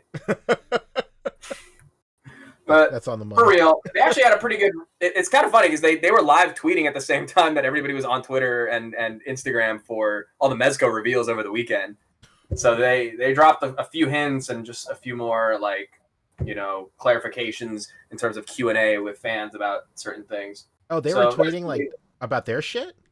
Yeah, they were tweeting their own stuff, but it just happened to be all during the Mezco Con stuff. I don't think it happened to be happening at all. That's like that's a move. Hey, it's like we said what material is this hat made of, Poncho? I'm clearly seeing connections you're not. That's definitely a move where they're like, hey man, we said this shit. If y'all weren't paying attention, that's on you. That's on you guys. Pretty much. It's out there. The truth is out there, baby. That's it. You're not a real mezhead. So we saw the Turtles in Disguise 4-pack, of course. That was probably the last thing we touched on, as well as the Doc Brown teaser and the Evil Dead 1 Ash teaser. We saw the Dick Sticks, right? That's what they're calling them, the Dick Sticks. Oh no! What? Well, I'm just going by industry jargon here. Industry jargon. That's what they say in the biz. Right. But they did have a few more teases of something that's actually coming out pretty soon. It's a Walmart exclusive. Oh, I guess this is just the teaser image. But yeah. A new version of Kevin Nash Shredder, everybody. Yeah, the figure is above it. I think I actually am going to get this one. I think this is better than the original, just because it's I'm not really going for movie accuracy. I like the colorway on this one more. Yeah, there it is. Here he is, Shadow Master Super Shredder. It does look nice. Dude, Right? that figure is Purple, one of the you know. sickest figures NECA has ever made. It's so dope. Yeah, this is So NECA at its what's finest. the, For sure. What's the difference on this one? It's the color It's palette. darker. Yeah. Yeah, it's really bright purple in the first release. Mm. Yeah, actually, hold on. Yeah. I'll grab mine. Yeah. No, this looks great. I mean, that, like Rick said, I mean, this is a great figure in general, and if you held out or missed out on that last one, then this is a great opportunity to pick it up again, and in a color that might not like frighten you as much. Mm-hmm. There's the box again, looking good. Kevin Nash, baby. Yeah, here's Tease the original one. The shading on this is kind of weird. Right. So shit, I guess I got to get that one now too. Damn it. But yeah, it's definitely the shading on. I don't know why they It's did super this. purple. What did they do? It actually looks more like blue just in your lighting, but I'd never noticed that shading was like that strong. And this still Yeah, I has didn't know that either. Yeah, that looks kind of comic booky. Yeah, very exactly. damn. And I'm sure the suit was actually painted like that for Kevin Nash, you know? Damn, dude. So To me, it's that accurate. says like they knew that they were going to release a better one later. Yeah. They knew that. And I think the idea behind this one is that the original figure was this, which was it was a mail away figure for Chef Boyardee. Hell yeah. Perfect, man. Really? Chef, Wow. chef again. Put it back. Ravioli, baby. Give me the Give me formula. the formioli. Oh! Oh God! All right, you guys both get the secret formula. All right, Poncho. You know what that means? You gotta give me a big smooch now. That's it. That's what it is. There it is. That Secret stinks. of the ooze. Sounds like a porno. Oh God! Secret of moving on. So, as you remember, there was a NECA loot crate program last year where people got the Spirit of Splinter, like translucent Splinter figure. There was the Bebop and Rocksteady in the bunny outfits. Others, I'm sure. And now this is year 2 of this program, and we, got a reveal of what all the crates were going to be themed after, and they showed off the first figure and just kind of teased the rest of them. So the first figure and it's the same kind of theme. So the first crate is going to be a movie themed crate. You get the figure and you get a bunch of, swag. Crate 2 is going to be arcade themed. Crate 3 is Mirage Comics, and 4 is cartoon. Nice. So they revealed the first crate figure, and it is Danny from the movie in his Sid Vicious shirt. And you know that the crate is going to come with the actual shirt. Like, it has to. And, of course, this is reusing the John Connor body, too. But he looks great. I mean, it's a smart reuse on their part, for sure. And it's not, a super essential figure, but I can see, diehards being a little upset about this in terms of, like, yeah, it's not a main character. You don't need it. But it's still, like, another cast member, It's not just a variant of a figure you already have. It's a new character, and it's locked behind this crate. True. Yeah, I saw a lot of who this week for this guy. What? Why? But yeah, I don't know. Who is this? Yeah, basically, this is the equivalent to SH Figure Arts releasing one of the Zamas that nobody gives a fuck about. But yeah, man, for completionist sake, it's fine. Yeah. You gotta have it. What, are you not a Turtles fan? Yeah, what are you, some sort of fake fan? Nope. Yeah, then don't bother. You know what? Don't even get one crate. Forget about locking yourself into a year's worth of $200 crates. Just don't even bother. Don't even bother. So, but really, so of course, if you get each individual crate is gonna have one figure, but if you order all 4 crates, you get an additional bonus figure at the end. And it's going to be Scrag, which is another one of like the animated series, like kind of like Punk turned mutants. Nice. And I think he's like a werewolf or something. I don't remember exactly. Yeah, Some kind of wolf. Who does? You got I mean, I love the language they use on this. Sign up to complete the 4-crate series to unlock the exclusive. Like, it sounds like DLC for a video game. This is their own personal Kickstarter. Pretty much. He's like a bat. Looking at it Yeah, right now. pretty much. Quite the opposite of a werewolf. Okay. All right. So then the other crates, apparently the video game arcade one is Armagon. He's like a shark guy, right? And then in the Mirage Comics crate, you're going to get a mutant shredder. And then crate 4 actually has people pretty excited. It's Super Donatello, or like Bat Donatello, basically. It's Donatello in a Batman costume. That's pretty cool. Yeah. All right. It is. Well said. So that is what's going on with Turtles. And what's funny is like how self-aware this all is too, because if you look on the actual Loot Crate website, you'll see, you know, the call out is basically, yo, the first series sold out in record time. Oh yeah, I saw that. Like, and every other figure, look at this, there it is. First series figures are reselling for up to $300. How do you feel about that kind of marketing? I know a lot of people had a lot of shit to say about that marketing strategy. A little scummy. It's a little scummy. I don't know I about can understand the intention being like, we don't want you to miss out because, like, if you want these, they're going to be very expensive for you to get. But it really, to us, reads like, yo, scalpers, come get you some. Yeah, true. This is one of those things where, like, you almost never have to say it. Like Mezco, I mean, I don't know. Maybe Mezco would do some shit. But they haven't yet.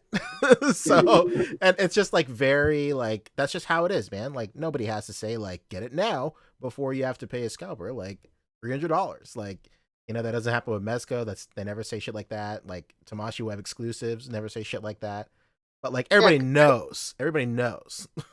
Like, a great way to have made this statement without saying this would have been like, hey, don't feed the scalper market, pre-order now, or like do the monthly plan now, like don't, like, you know, whatever. It could have been so many ways to say like, hey, those last ones sell for a lot of money, so get in on it now, instead of actually saying these sell for 300. Yeah, that's whack.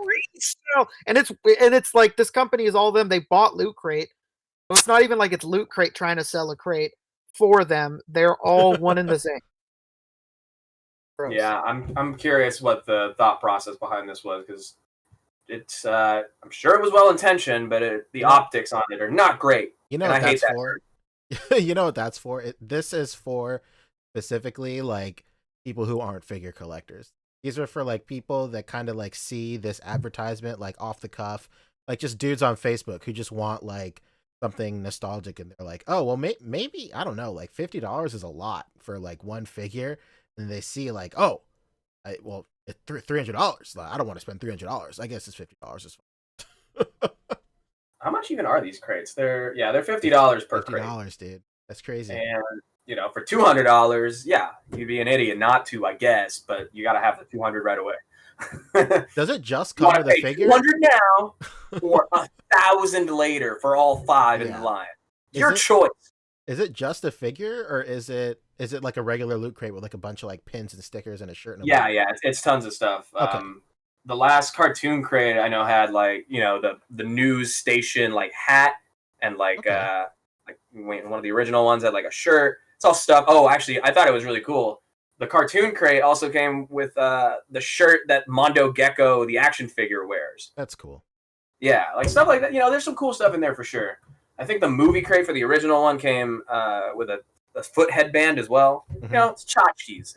It's the stuff that people wish Mezco didn't include with some of their figures. Chipper fans, basically. Exactly. It's like you actually do have this. You have to actively seek this out, and like you have to want this because you're a real Turtles fan. Mm-hmm. You're a real fan, aren't you? Right. You're a real fan? That's what you proclaim. Yeah, you're a real fan. I heard you say that, but I'm not seeing it. You're not saying it with your wallet. But moving on. I hope everybody knows that, being completely ironic, like you don't have to actually buy this shit if you don't want to. Please. This is Dark Kermit talking. Kermit. So moving on into some more NECA stuff. There we Yeah, go. this was it. I guess I switched to it. Yeah, so they got the Super Shredder. There's a new Predator. I'm building up to the big reveal. Just wanted to show the next Predator that's coming out. This is the Ultimate Warrior God. Predator. Jesus. I have. It looks dope though. I like that it actually has new weapons, this flail and this battle axe, new, the skull, and it's an ultimate. It's gonna have tons of stuff. The head is brand new. This is one of the Predators from the end of Predator 2, that gives Danny Glover the flintlock pistol. But I would have thought that they ran out of those Predators by now. Yeah, Jesus, yeah. they did. These are the new versions. Yeah, this is the new buck. The Yeah. new batch. This is on the Ultimate Body. It's more articulation. It's more accessories. And it's stuff that, it's the character from the movie, but they've given it accessories, for the character that weren't in the movie. Didn't have this battle axe, but it's like a new design. And, credit to NECA because it fits in with, everything. It's their own chance to do kind of what they did with, like, the big alpha, Predator, which was their own creation. Just kind of, like, sprinkle it in with otherwise movie Predator releases. I dig it. I'm very, pro NECA, even if I'm not actively trying to get all the Predators. Even if you're not actively reselling things for $300. I am not. Another tease from NECA is a view of their Lothar figure, which is the next figure in the Defenders of the Earth line. I almost said Defenders of the Faith, but that's a Judas Priest album. Defenders of the Earth here. Lothar, who is the, I think, companion or partner to Mandrake the Magician. Same body, new accessories, new kind of like detailing and gear and stuff. Just make sure you give him a figure sauna. Yeah, give him a bath. Get behind the All right. ears. Do we ever saw those images? Do you want me to pull him up? I mean, if we are talking about NECA, it is worth noting that we're not just saying this because it's funny, even though it is, and we would be saying it otherwise. But these Defenders of the Earth figures have actually had really, really bad QC, so it's what spurred all these memes of NECA figure baths and everything, which was already kind of a known thing, but it's just kind of been, the trend is back up just because of the pretty bad QC on these guys. Like, a former castmate of this show, let's say, had really, really bad experience with these, unfortunately. I saw Randy interacting with Vanna this past week, I think, on one of Vanna's podcast posts or something like that. Nice. Probably going to see a lot of industry people on there appearing on their show, I would assume. Toy industry people.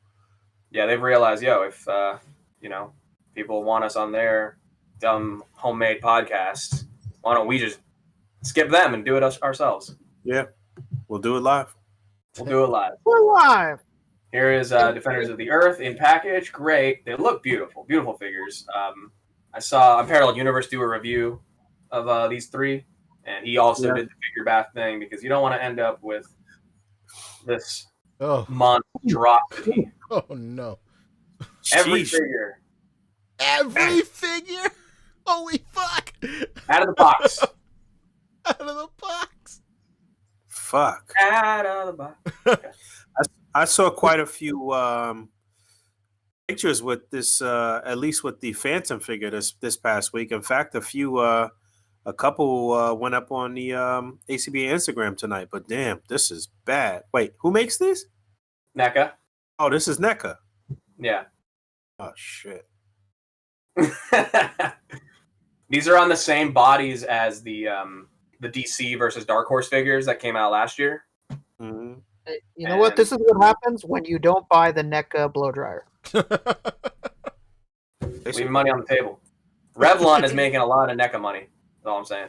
Leaving money on the table. Basically. Yeah, it's disappointing because they're beautiful figures, and to have such great interpretations of them is awesome. But they got to work. Yeah.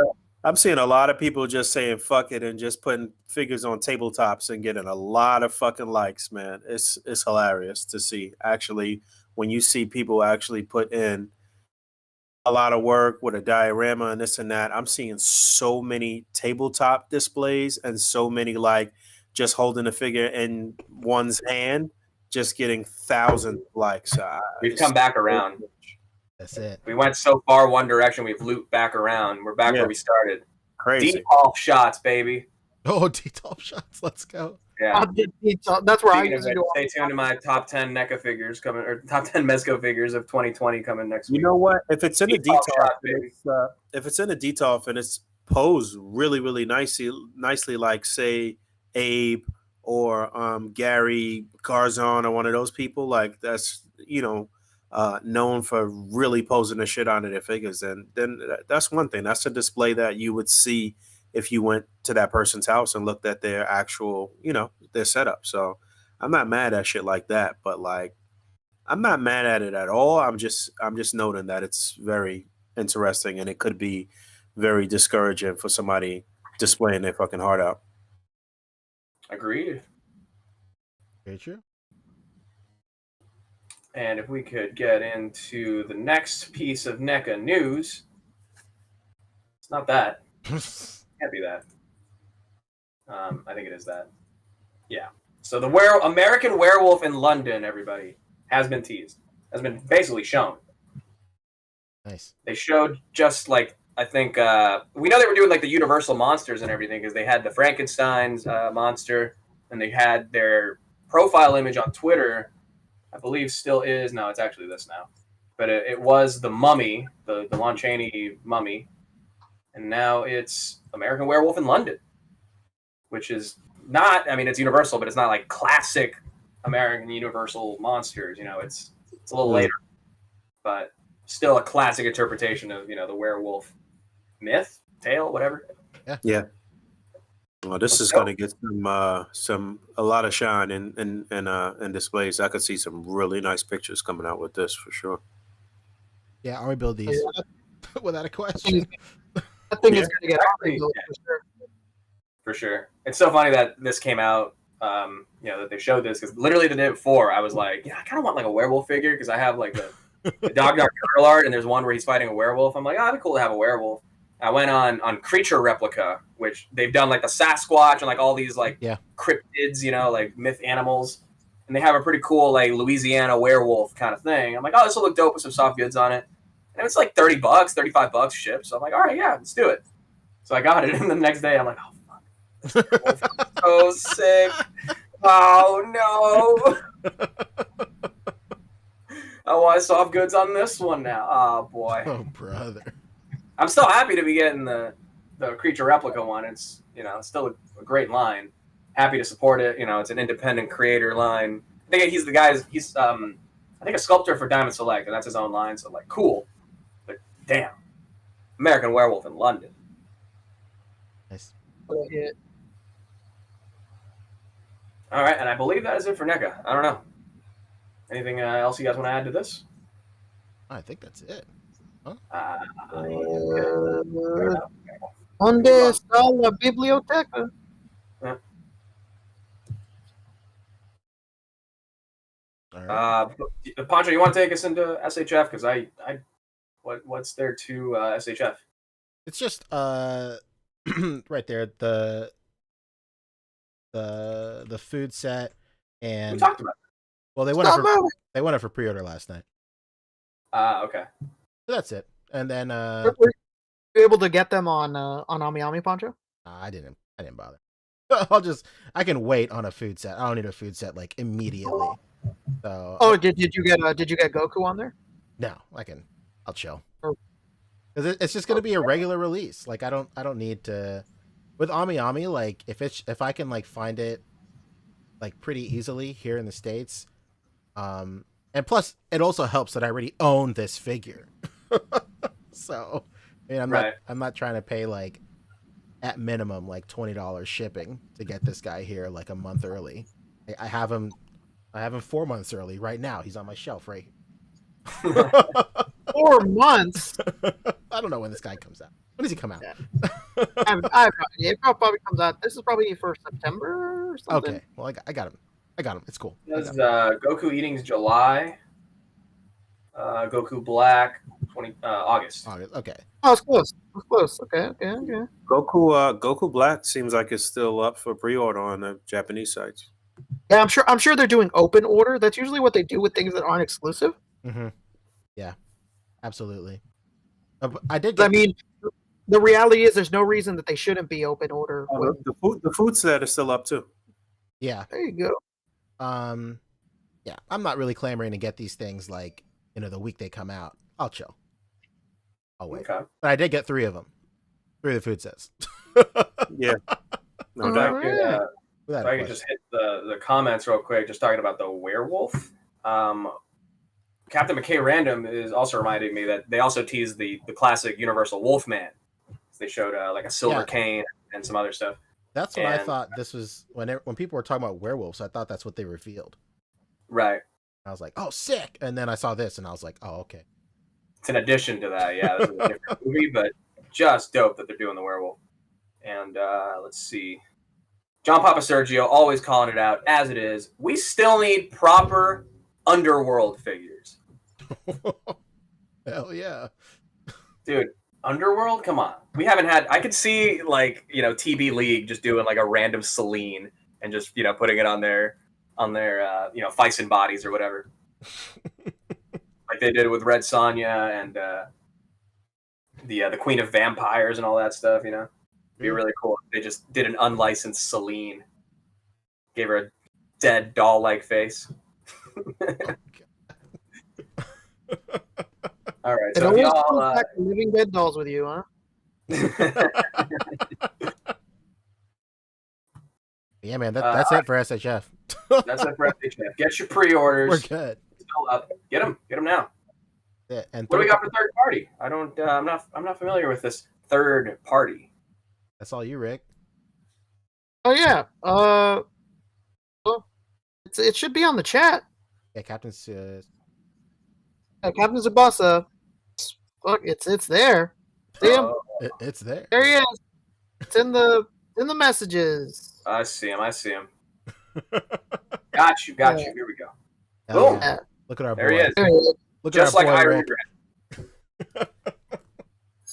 He's looking good. Yeah, man. this is when you need a Shonen Jump shelf. You need this. Yeah, very true. This is a typical China model toys. This is not even for pre-order. This is available now, shipping now. I got to remember to order this at some point this weekend.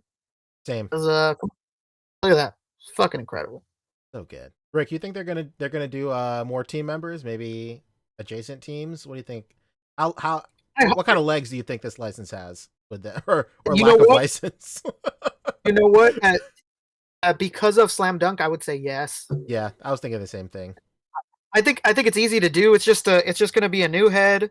Yep. So new and head. The jersey, the jersey's going to be the same because there's no names on the back. I don't think. So new head. So new head. Yeah. So I could totally see that happening. I could see 2-packs happening. Kind of. That would be smart. Kind of like knock it out. Yeah. Give us a better price too. Do 2-packs for like $80. That'd be sick because this is $50. Mm-hmm. So 2-packs for $80 would be great. Oh, it's a no-brainer. I could totally see that happening. Honestly, this is just important because he's a part of the teaser that we saw. Yes. They like promised 1 million different licenses to come. So yeah, working our way down that list, baby. That's all that matters. Exactly. Yeah, I'm stoked for this. And like it's a classic like shonen. Like, it's almost criminal that we haven't gotten a figure of this guy. Yeah, it's kind of surprising that like not even Bandai has done it. Well, it's because like I don't even know, man. I think maybe because like if they were to do it, I feel like they would have done it pretty recently, and with how heavy Bandai and like Tamashii Nations are kind of focusing on like Western markets now with a lot of their licenses, I feel like I don't know. I'm like really torn on this because like this for sure wouldn't even move 5% of their stock here in the West at all. Virtually nobody knows anything, not only about this character, but about this property at all. But then on the other hand, it would sell like fucking pussy juice all over the rest of the world. Like who fucking, like, I don't understand. Oh, for sure. For sure. It's just, it's like you said, it seems like SHF or Bandai's focus with SHF is really, really heavily leaning towards just American. Yeah, really. And they lucked out for a long time. It's just funny how Japan works. For a long time, Japan did not give a damn about Dragon Ball merchandise, really, especially SHF. They really did not care. I'd been told as much by the team. And then as soon as Dragon Ball Super came out, all of a sudden Japan wants like figures for every Dragon Ball character, and that's honestly why the prices got so bad even over there. It's just like Japan kind of woke up to the fact that that series existed and like wanting to own all of them and whatnot. So yeah, this is definitely more Japanese and international would be a better term. International heavy figures, not really something for the U.S. market. So I guess that makes sense. Yeah. Why SHF never did it? Although if SHF did it, they could have just kept it in Japan only, kind of thing. I don't know. Yeah, it's a double-edged sword for sure. But then again, like there's a lot of like really like classic shonen staples that don't have figures yet. Yeah, like it's funny talking to those guys at Bandai. Like, yeah, we don't know if Yu Yu Hakusho would sell. Yeah, I don't know if people would buy Inuyasha. Like, dude, you're making SHF WWE. Yeah, I don't know if people would buy figures from the most electrifying lineup Toonami ever had. I don't know. Yeah, I know. Yeah, they made WWE. They made Teenage Mutant Ninja Turtles. I don't think you're in any position to tell me what's gonna sell because yours have failed terribly. I don't know. It's always funny having those conversations. They're always just like, oh, I don't know. Like, you don't know. Like, look at what you're picking, brother. What are you doing? Like, they went like 2 years where they tried to take on Figma with like schoolgirl characters, like they were doing Love Live. Like, I do remember that. Get out of here. That's not your lane. Like, it's terrible. Yeah, I don't know. All these, it's just taking all these third-party companies to make figures for those licenses for them to like realize what it is, and I guess that's one way to do it. But sucks that they're not taking the bull by the horns. Our sweet babies of third party. Quick reminder for third party, like the Kong Vegeta, the shirtless Vegeta, sold out, but the second wave is coming in, or like maybe late March or April is when that second wave of orders is coming in. Yeah. So, and that figure. So like, if you guys see like the Kong Vegeta for retail anywhere, or if you see people that still have it open for pre-orders, jump on that immediately, because dude, I have never ever seen a third-party figure immediately shoot up in the aftermarket as much as that Kong Vegeta did. It was like, oh yeah, it was $60 for, and it's a lot of shit for $60 too, and then immediately $300 on eBay immediately.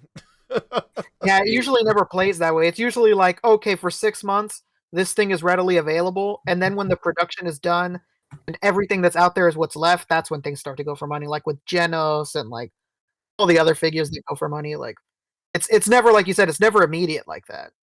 Yeah, and I think it was just due to like a low print run, for sure. Like it came out, everybody's like, oh, this thing exists. All right, tight. But nobody has it. Okay, $300. Give it $300. Did the company make sure to advertise that the next figure assured people that you don't want to miss it because the last one sold for $300? Incredible! What a fallback! That's it. Because that would have prevented that. I'm just saying. Very true. Very true. If only I would have informed them that the next one. Let's go on the highlight reel for sure. All right. Moving into what do we got for miscellaneous? Is that just pickups and stuff? Are we done? That's just things that doesn't have a topic. You know, I think we've held off for too long. We know exactly the reason that everybody's tuning in today. Let's talk Spuds, baby. Okay. The whole potato. Let's be careful the words we throw around here, because we do not want to upset anyone. No. We don't want to take any stances. No. We don't want to, our position, our personal positions do not necessarily reflect the views of articulated comic book art as an entity. Exactly. So let's not get it twisted there. Chat, Chat's about to light up. First of all, Oh, because I'm sure we all have hot takes. Let's go. So who want? Well, let's Let's give talk. Yeah. a little context here, a little backstory, I guess. So this past week, Hasbro announced that they were basically removing the gender of Mr. Potato Head to make him gender neutral, and this was obviously a huge discussion among conservatives, among liberals, and so yeah, Well, where you guys stand on this? I gotta correct you because the way you said that has already taken a point of view. Oh yeah, how's that? The factual statement is Hasbro is officially renaming the Mr. Potato Head brand to Potato Head to Okay. better reflect the full line. But rest assured, the iconic Mr. and Mrs. Potato Head characters aren't going anywhere and will remain Mr. and Mrs. Potato Head. So to backtrack, what you said is Hasbro is removing the gender from Mr. Potato Head. That's not what they're doing. They're just removing the title of Mr. from the brand name Potato Head. True. You can still make any Mr. or Mrs. Potato Head then and therein and thereof, but the brand as a whole is just reflecting the species of potato heads. They're all potato heads. True. And another thing One to race, note, one love in the potato head fam. You know what I mean? another thing to point out is they'll still be selling Mr. and Mrs. Potato Heads. Right. The thing, so this is the perfect storm of like the most sensational clickbait title you've ever seen in your fucking life, dude. Like it like everybody got like heated, no matter which side of the fence you were on. Even if you were a fence sitter, you were getting heated for both sides. It was crazy. Because, I sit on the post mainly for comfort, of course. But like, yeah, man, with a title like that, like they're taking the Mr. out of Mr. Potato Head. Why? Is Hasbro woke too? It's crazy. Like it's wild. But like really reading the full article and like just read, man. Like I don't understand. Like just read. Like they're still making Mr. Potato Heads, still making Mrs. Potato Heads. Like this Potato Head branding is like, it's just like Fabio, like you said, it's for the brand, dog.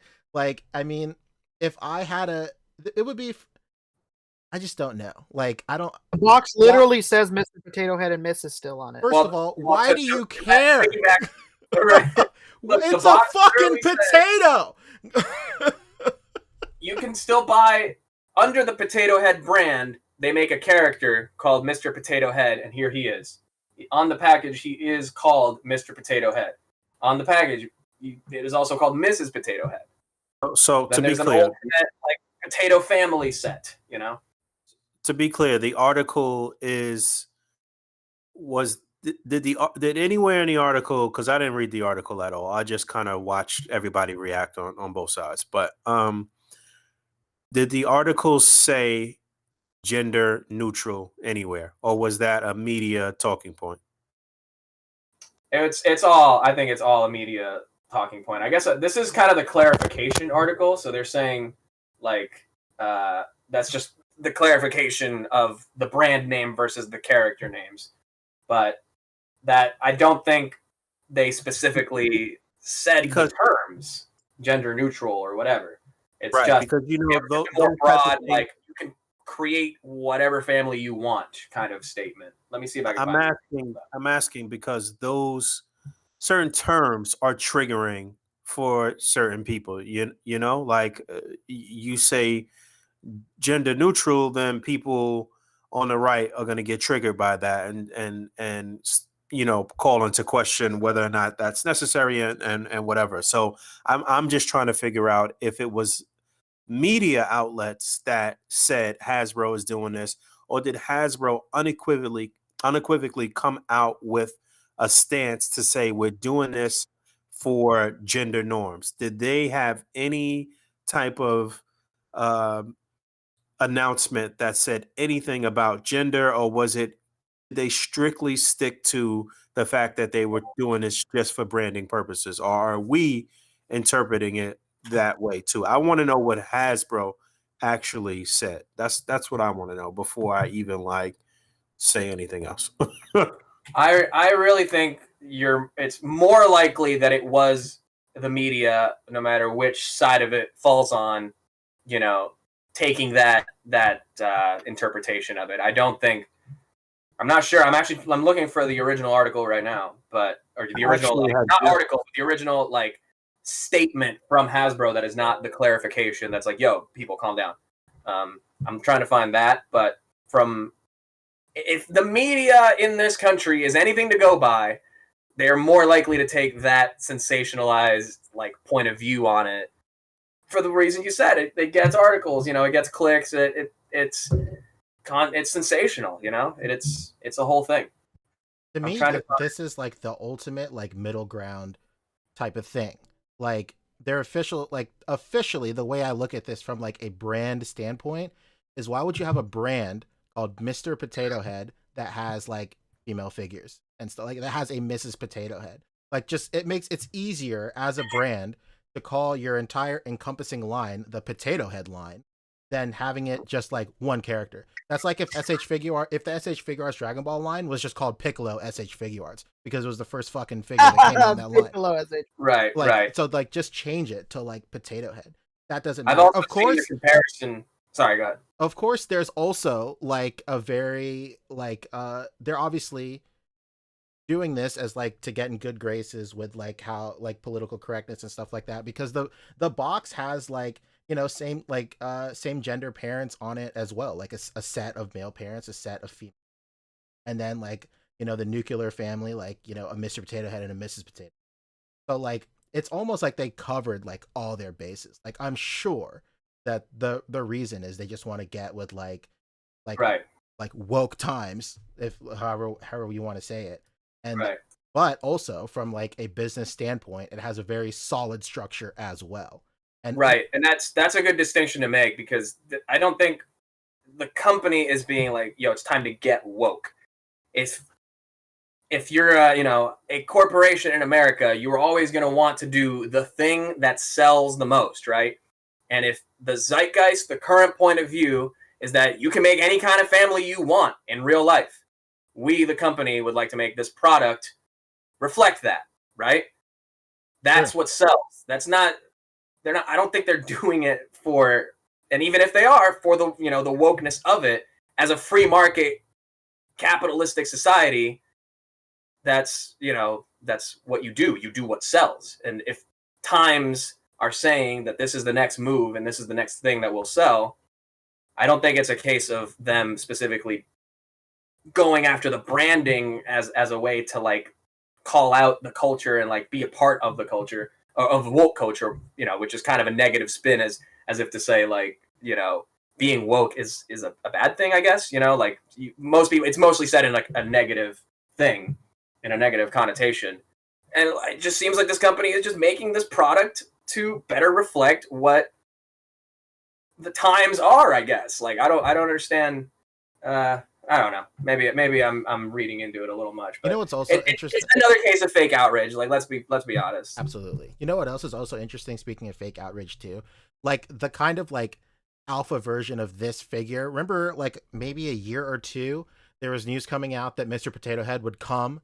There was there were whispers of this basically happening, where it wasn't this specific set where it's you can make them you can do whatever you want with this, but they were the original version of this. What we were hearing rumors of was they were going to make Mr. Potato Head figures come with female parts too, and people were pissed about that. Yo, pick a lane, dog. What are you fucking doing? First of all, Tyrone Westhead in the chat is making a good point. They never. So this is kind of the answer we're looking for. They never said gender neutral, but they said it was about inclusivity. Sure. That's it. If you're against inclusivity, does that mean you're pro exclusivity? I was just muted and watching a quick little interview with the Hasbro CEO, and the interviewer tried to press him and ask them outright if this was about gender neutrality. He didn't say one way or the other. It just said he went on to say that it was just um, that they just wanted to make it where you could have a potato family, you could have aunts and uncles and the kids and whatever, but he did not use the term gender neutral or anything that had to do with gender neutrality or anything like that. So I don't know. It seems to me that maybe this was just um, people quick to jump and say this is I guess a liberal thing or liberals are ruining stuff or whatever. But personally, I just don't really. I don't know. I don't see the point either way. I mean, maybe this was just a marketing scheme to get people talking about Hasbro and talking about this product in general. Maybe it wasn't even about any of that stuff, and it did exactly what they intended it to do: get people talking, get people focused on Hasbro, and that's what it is. But I just didn't really see. It was just kind of like an unnecessary flex, in my opinion. And it doesn't bother me one way or the other, though. Yeah, Yeah. I don't think this is anything to like really get mad at either. Like, Right. first of all, does anyone realize that the original like Mr. Potato Head was like just a set of things that you attach to like a real potato? Yeah. Right. Like A fucking spud, dude. this whole idea, if like you wanted to say that this is woke culture, like run amok, ruining things, the actual like sequence of events would have been woke people in fake outrage on Twitter being like, yo, why is Mr. Potato Head called Mr. Potato Head? You can make a Mrs. Potato Head. You can make a non-gendered Mrs. Potato Head. You can do any kind of potato head. Hasbro, you need to change your ways, right? That didn't happen. This wasn't a reactionary move that Hasbro made. Sure. It's just an update on the brand. It's just like, the concept of potato heads goes beyond just Mr. Why doesn't the brand name reflect that? And if it brings people who feel like, oh, cool, this is dope for my kids, they can make any kind of family they want. If that's a thought process that truly goes through their head, here is an avenue for you to fulfill that, And, I mean, if you really, really wanted to get mad, I would say, this is my actual point of view, ironically. This is my actual point of view. I think it's an outrage that we even gendered potatoes to begin with. They're potatoes. They can choose whatever gender they want. To name them Mr. in the first place is woke culture run amok. Hasbro's been woke from the beginning. It's all connected. The sky, watch it. I think what was more wild about this whole shit was I saw like a little footage from CPAC this weekend, and the amount of times that like the speakers and shit brought this up as something to like poke fun at or be outraged over, when there's like mad wild shit that just happened over the past 5 years and mad shit that we need to be focusing on, and COVID is still running amok, and like this is the type of dumb shit that politicians are focusing on. Like, you know what I'm saying? Like, I'm more outraged and more like, upset about that than the intricacies of, Mr. and Mrs. Potato Head and shit. But right. So to kind of, finish up something someone said in the chat, this is what everyone wants, right?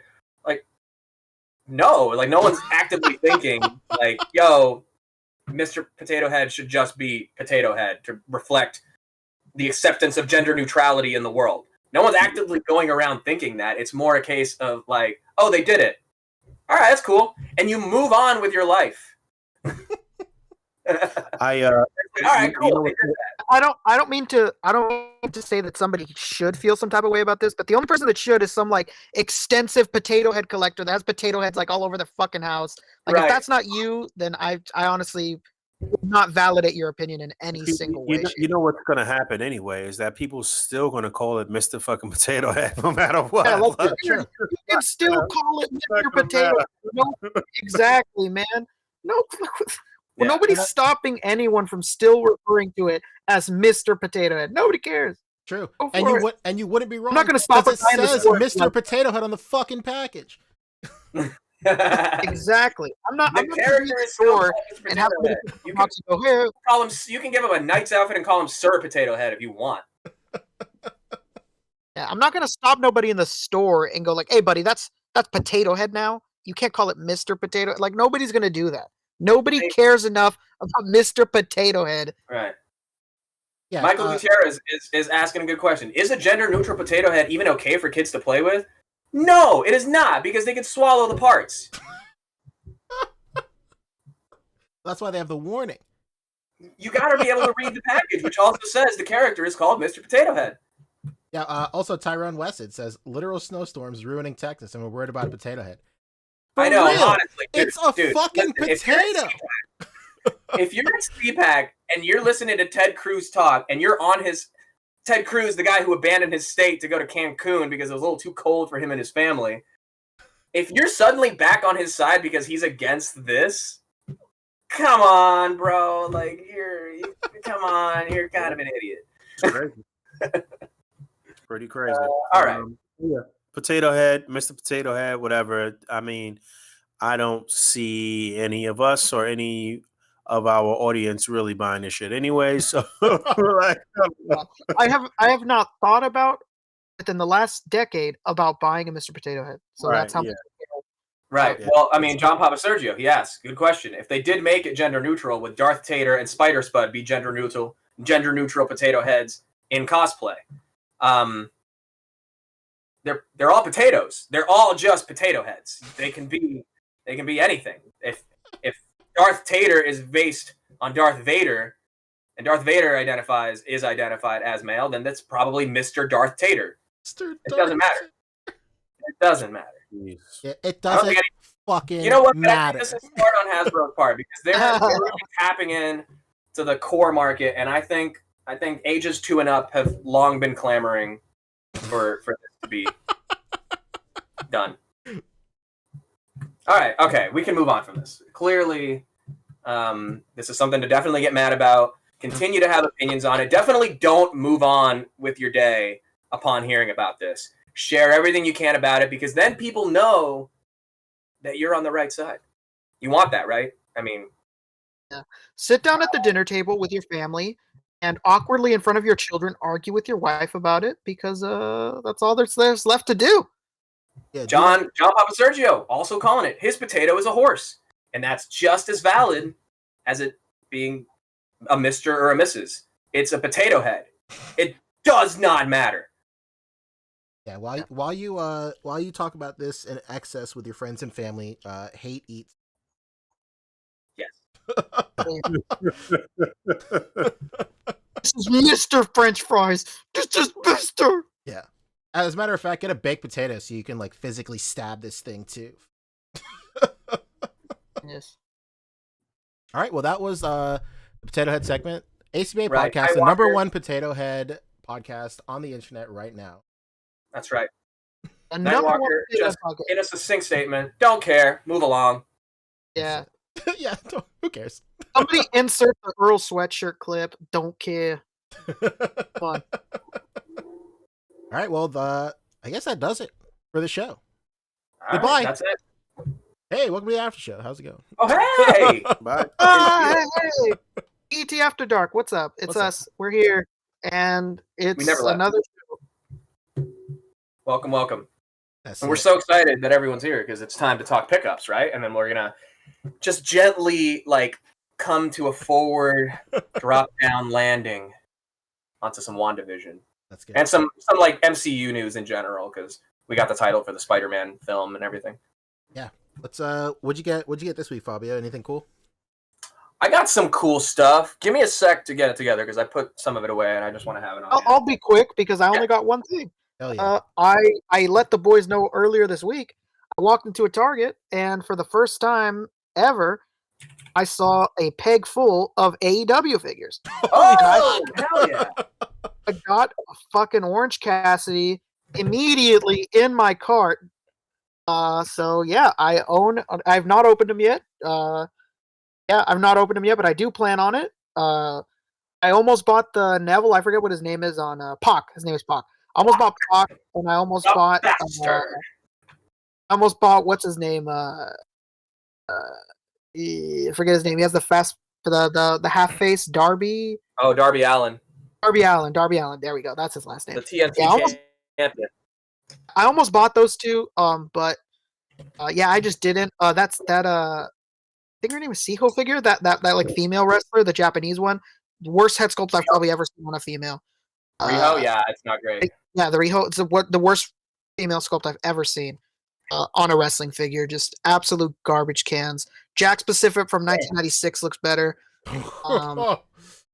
Yeah.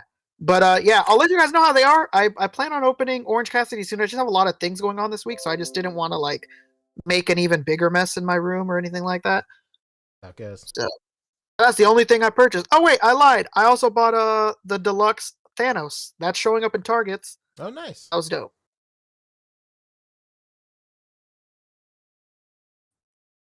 Really dope. Hang on, I'm setting up my camera.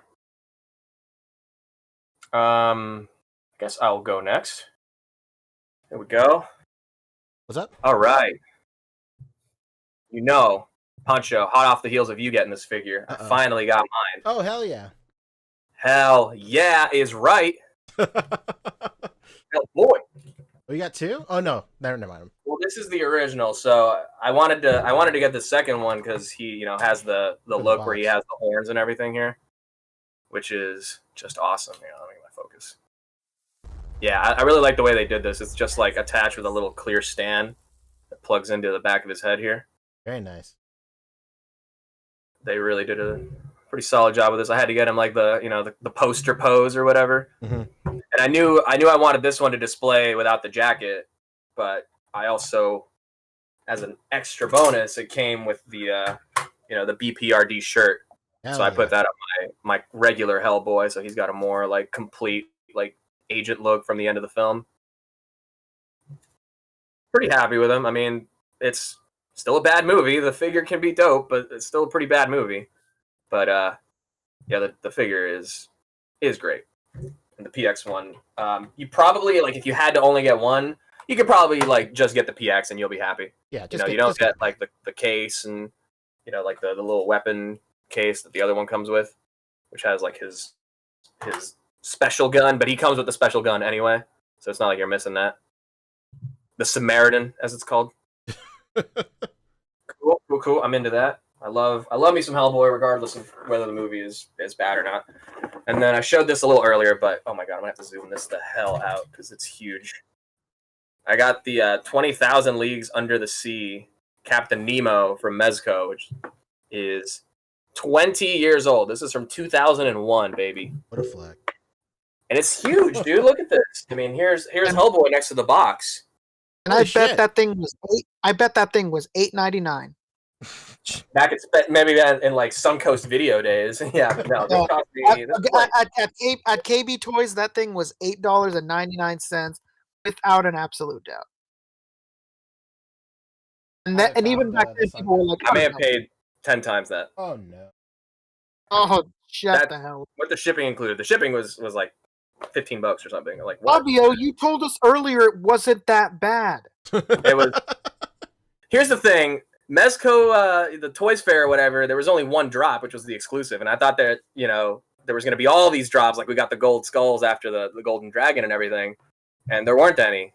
And then I saw the tease for, the Rumble Society figure, which I believe will be this guy. Because if you kind of like zoom in, he has a few of like the same design motifs and like the beard. But more importantly, he has like an earring, which the Rumble Society figure kind of teased. And that's what had me thinking it might be this guy. Yeah. I'm not going to open it yet, but I am going to like keep it on ice for a little bit in case, once they reveal the other one, it doesn't come with like nearly as much dope stuff as this one does. True. Very true. This comes with like a whole like diorama, like tons of accessories. It's supposed to be like the inside of the ship, the Nautilus. Very nice. So when they do this in Rumble Society, I mean, it's a dope design. So I can't wait to see like how it translates to soft goods and everything. He has like a crazy like forge hand too, like a cyber arm. Oh, nice. Yeah, it's like steampunk. I don't know. Really, really interesting. Can't wait to see how that translates to 112 here. I also got. Oh, I forgot one thing. Somebody else go and come back to me. I gotta go get it. How about you, Boogie? Anything cool? All right. I love that, dude. That's so sick. You got that? Oh my god. Guys, I have a confirmed price. I have a confirmed original price on Captain Nemo. Uh-oh. There's an auction that ended a few months ago. It has a sticker from EB Games that says $6.99. Fudge, dude. Oh my god. Unreal. Oh no. Oh I no. feel foolish, but I won't when I'll be glad that I have it because the other one because it goes up in price once the 112 is revealed, True. Very true. Yeah, it's just dope to know the original price of something so ridiculously big. right? And then this is the other thing I got. Boog sent me this. He's been holding on to it for a little bit. Finally Nice, got nice. it. Darkest Dawn Supreme Knight Batman. Look at that smile. I know he's cheesing. This is my straight up like Super Friends Batman. You know, I gotta have him in the heyo. But not really. I mean, I like it because it's a different suit. It feels a lot like the tactical or the Spec Ops Punisher. It's kind of Okay. that weirdly textured but still very flexible suit. And I don't worry quite as much about posing this guy as I do with like the Shadow Edition, which Mhm. has like the panels and everything. But I mean, yeah, he moves pretty well. I literally just opened him and put him on my shelf. I haven't like even messed with the accessories and everything. Oh, why I did would you? swap the emblem onto the Shadow Edition, and it looks sick. Oh, very I want nice. to swap the belt too, but it's glued on both of them, so I'd have to like commit to ungluing it and like doing all that. Don't know if I want to quite yet, but I'm happy with this. Thanks, Boog. Mr. Nice, appreciate you. Yeah, hey, that's Mr. Knight. Wherever. Well, I mean, he's changed his branding. It's just nice. Oh no. Oh no. Branding, you can still call him. He is still Mr. Nice, but in general, he just wanted to better reflect the audience, which is a fine thing to do.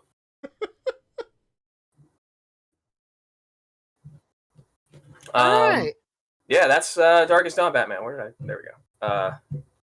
Then I got something else that's like pretty big. I think I'm honestly the first person I've seen. You're welcome. Sorry. Thank you, Boog.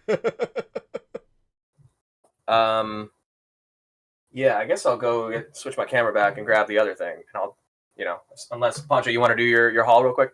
Yeah, why not? I'll talk about it. So I got a couple of things this week, couple of things. Thanks. I got the Thanos also. Pretty nice. Oh, nice. Pretty nice. What a guy. guy. Pretty nice guy. Haven't opened him up yet. Look at that smile. No, You ordered directly from Hasbro for that? no, it was Amazon, dude. Oh, really? They just sent me this shit, man. Amazon was on like some other shit this week because they sent me that. They also sent me this. What the fuck? Crazy. Oh. They sent me this. Oh, This is pretty. I just cool. saw that on. I just saw that in the store the other day, and I wondered to myself if that was one that was sought after. It's like the newest wave.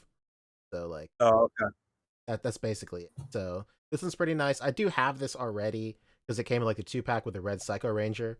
But like, I mean, now I have 2 fucking Red Psycho Rangers. Do I need 2 Lost Galaxy Red Rangers? But he does come like with the weapon and like all that stuff. So who knows? That theme song for that show is burned into my head. Oh, of course, one of the greatest of all time.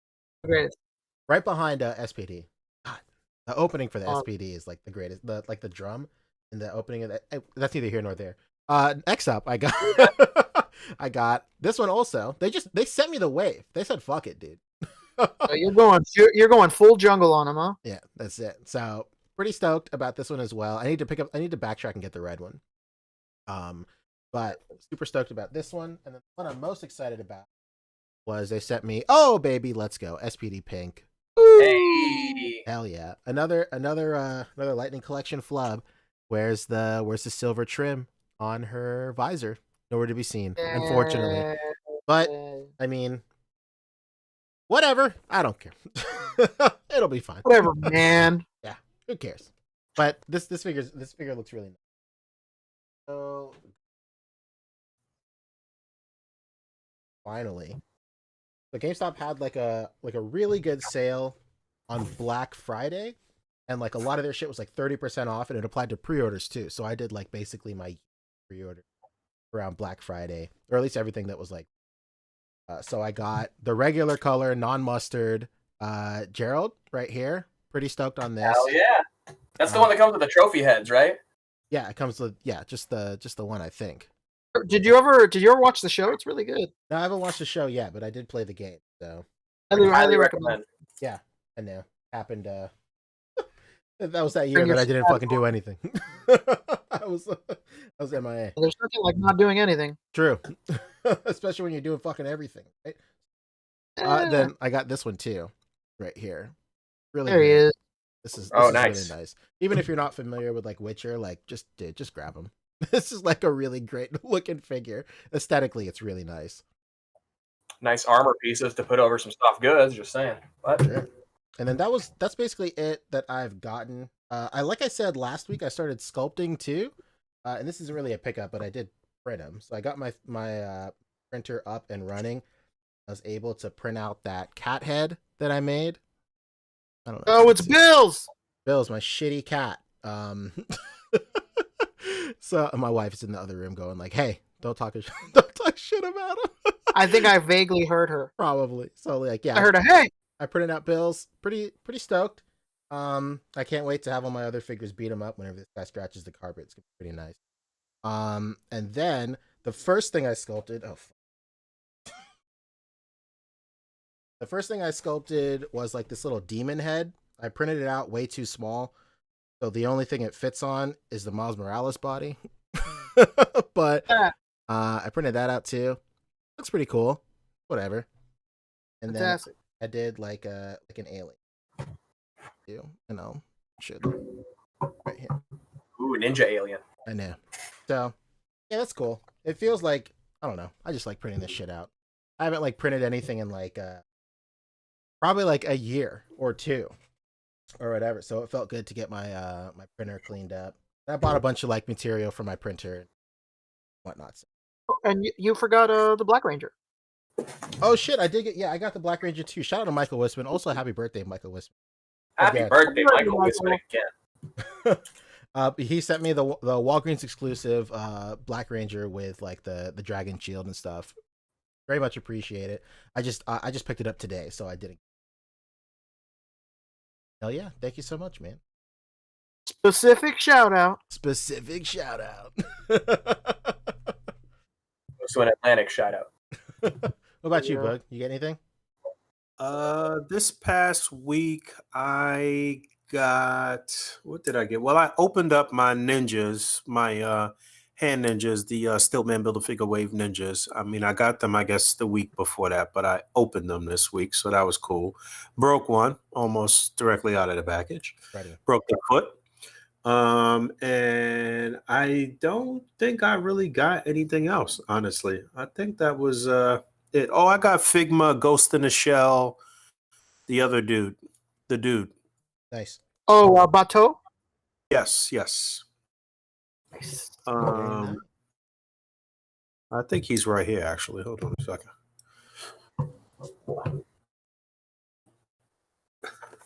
Yeah, did get this guy.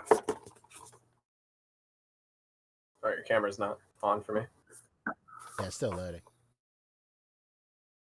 Really? Yeah, unfortunately. There. Oh. No. You're just a couple of squares. Well, that's me and Poncho too. How are you? Well, I'm sure it looks great. I was showing it. Maybe it'll show up on the screen when it's all said and done. But yeah, that was it for me. I'm supposed to get quite a few things this coming week. I asked you about Thanos because Hasbro did start shipping the Thanos their Thanos to people who order directly from them. I got a shipping notification, so nice. I think I have that Monday or Tuesday. So he is showing up like in stores. Shout out to Mike Hempsey from Diostructure. He found one in the wild at our. I literally just said I found it at Target. You guys are fucking wildin', dude. Let's go. Yeah, let me know if you need the DCP or whatever the hell it is book for Target. okay. But yeah, I guess that's it for pickups. I guess we could roll into Wanda. I got one more thing. I don't think I'm gonna like do a full like opening and everything, but I did get my Oh, McFarlane Why didn't we Kickstarter talk spawn. about this? Fuck. I don't know, man. I completely forgot that you got that. It just literally showed up. Like, you know, I was saying in the pre-show, like I had a tracking, but it didn't say what it was, and it just stayed at label created with no movement, and then it just showed up with, you know, a roommate's FedEx package in the same truck. So he's here. The Kickstarter spawn is shipping out. I live I live pretty close to the. I did get a notification for that too, because I ordered the spawn, but you know, for a friend or whatever out of the country. But so yeah, I think I'll have that this week too. God damn, it is packed tight in here. There's another straight up shipper in there. Mr. McTodd, he does it again. It's huge. I'm getting a lot of plastic for this money. Look at all the plastic and cardboard he's getting for the money. Oh my God, there's another one. Oh, I remember he pointed this out. He was like, you know, there's gonna be another piece of cardboard on top, so when you slice through it, well, it won't cut. You know, He totally said that. That's so He always funny. sounds like Patrick Warburton in my head for some reason. He sounds like Patrick Warburton's like squirrely little brother. Right. Listen, I got a new Spawn figure for you. That's good. I a put good a impression. piece of cardboard on the top. The figure, yeah, McFarlane figure.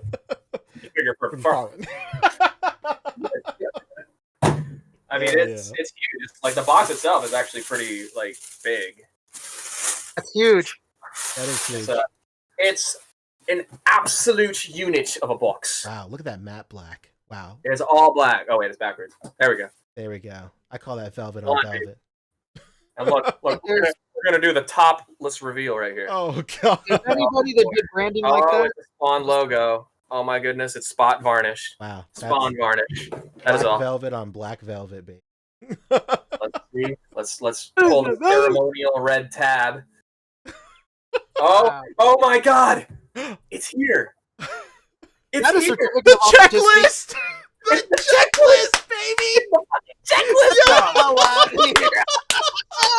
That is ridiculous. This is the greatest shit ever.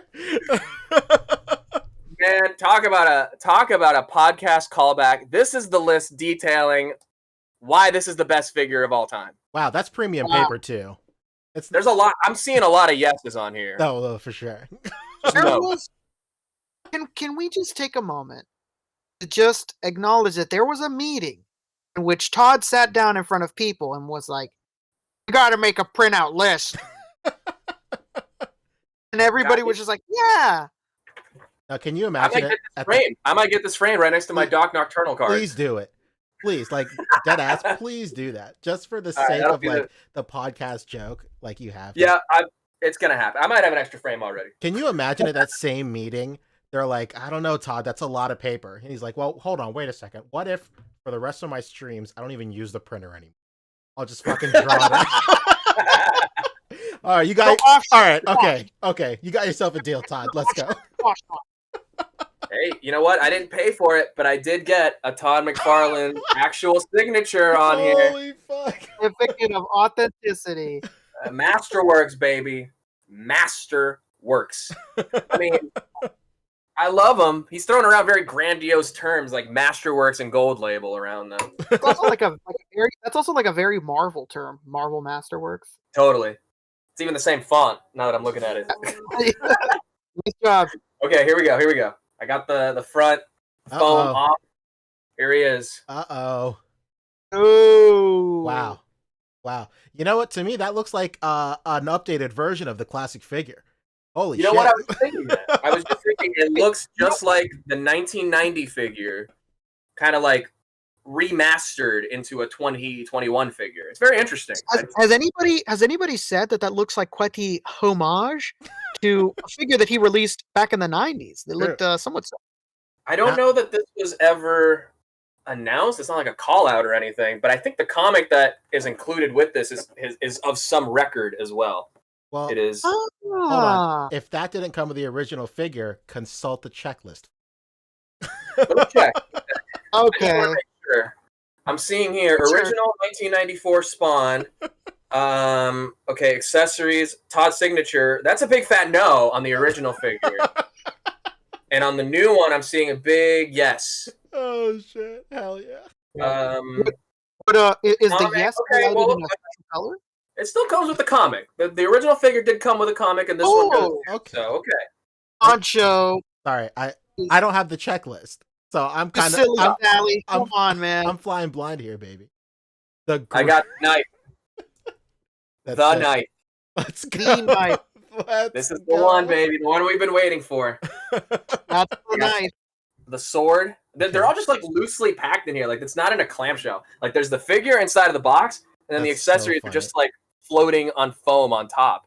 That Not even like tightly in the foam. It's just literally floating in there. was an Oh, yeah, afterthought for sure.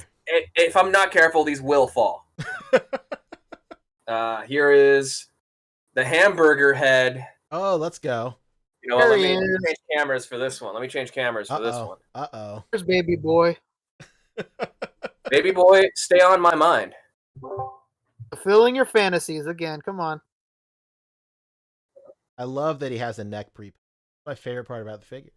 Oh, I was gonna look how great it looks from this side, right? I don't even have to do anything. Look at that. Okay, that looks pretty good. Okay, let's give it the turnaround. Oh Jesus! Oh my! What the? One side's a little bit more well done than the other, but these things will happen. Well, it's a hamburger, so you're not gonna get it fully cooked all the way through, right? You want Why would you want to pose your figures when he could pose it for you in a 3D program? Save you some time, baby. I mean, yeah, you really got time to be posing figures, dude. That must be nice. Yeah. Yeah. Don't even open it. Fuck playing with it. Don't even open it. No. This is strictly. I'm an action figure collector. Okay, that means you leave them in the box, Oh, of course. Or Yeah. a real collector. right? Okay, let me zoom it out here so we can see the. Let's face it, this is for real collectors only. All right, I'm gonna just go ahead and pull the foam out of here. I think that's how you do it. I don't even know. Like, I'm just gonna take the accessories out because any attempt to do anything with this will spill the accessories all over my floor. You know that we saw this already. We saw a review of this shit. Fuck this shit. Oh, Okay, this it's is not about the greatest thing figure. ever. Bug. There's a certain tone we're trying to convey here, and I don't think it's positive. I'm gonna just, you know what? So how do you feel, Fabio? Do you think that this is worth the exorbitant amount of money you paid for it, or what's the deal? I think this would be worth it if you only get what I got, which is the basic, like, classic figure, no signature, no frills, no add-ons, just like, I just want the figure. That's it, dude. Then I think it's worth the, $60 or whatever. And that's just on a, God, this is not a very well-designed box. Well, you're not supposed to even play with it, Fabio. What are you even doing? Yeah, I don't think I'm supposed to take this out of the box. Here we go. But we're doing a show here. We're doing a show. I got to do the Hot Toys plop right here. Oh, brother. Go ahead and pose with it, too, Definitely. with yourself in the frame while you're at it. Since we're talking about Hot Toys collectors. Show your full face. Yeah, your full body, too. Here we go. Okay. Boom. You got to flip it around like a grilled cheese sandwich on the pan. Hell yeah. Oh man, no wonder this thing is on the top figure of the year list. Right? I mean, on packaging alone, you're getting an experience, right? This is the unboxing for sure. You just better hope you have a podcast and an audience to do it in front of us. Otherwise, you're not going to have a very good time. Yeah. Here it is. What do you think? I mean, it looks cool. It looks good in the package for sure. There you go. That's about it, huh? Dude, I mean, articulation, who cares? It Yeah, looks who good in the Who package. needs that shit? I mean, the comic, yeah, I'd like to read it, but it looks good in the package. Nah, you can find a JPEG online. I think I could. This right here, this is action figure of the year. Just Action is a At the little very least, it's a nominee. well, we're using At the the term very that least. the Toy Awards use officially. Where I'm using internal branding here. I mean, you know what? It's fine. It's fine. It'll do. You can technically open it and like put it back and everything. Oh, can you? That's pretty tight. Yeah, it's big. It's definitely like chunky. It's a big figure. It looks closer to like 8 inches. Honestly, it's pretty huge. Whoa. Pause. This like right now. This is like the peak of our McFarlane segment. I'm doing what I do in every other like opening and pickup segment. I'm posing the figure in my hands. There we go. Oh shit. Like I love that when we came back, started doing the podcast again, like we were just like every week it was something about this figure. It's like talking about this figure every single week. I just love that the jokes and like all the roasts like lasted long enough for you to get the figure in hand and the fucking In hand. checklist. That's nuts, right? Yeah. Guys, I'm gonna do another callback to earlier in this episode. I don't know if you guys have checked, but you're gonna really regret not getting in on this Kickstarter because this thing is reselling for $300. Oh shit. I just went on eBay to go check. I was like, I wonder how much this is going for. $300. $300. I think $300 is like the new $500. Like I remember everything used to be like if you weren't sure the real value of it and you want to like fake like it would always be on eBay $500, no matter what. Like this is $500. I think people Look at us now. I can see this getting up there to $750 though at some point. Really, holy shit! Well, I got the basic set. I got the classic. So I have That's exactly the one that. Yeah, but if you have the 3-pack, yeah, you could sell that thing for way more. I mean, if it's $300 for the one figure, yeah, you could definitely get your money's back and more. At least not. I mean, I will say the just the clamshell there and everything. It's good packaging. It looks good. It's funny because looking it up, it just happened at random. Looking it up, it was selling for 180 a long time, all day, and then one day, it just jumped up to 300. That's because Now they've been 300 since. all it takes is one dude, one guy that has like a fuck all budget and just sees like the first listing, 300, all right, whatever. And then like everybody sees that one sold at 300. Now everybody. Yeah. All the resellers, they're all messaging each other on Discord like, yo, you see that what that guy just sold for? Associate. Yeah. The tarnish on the chains looks pretty good. Like, the detailing is definitely there. Doesn't seem like I know the one that Shartimus got had some like paint imperfections, but I don't see that on this one.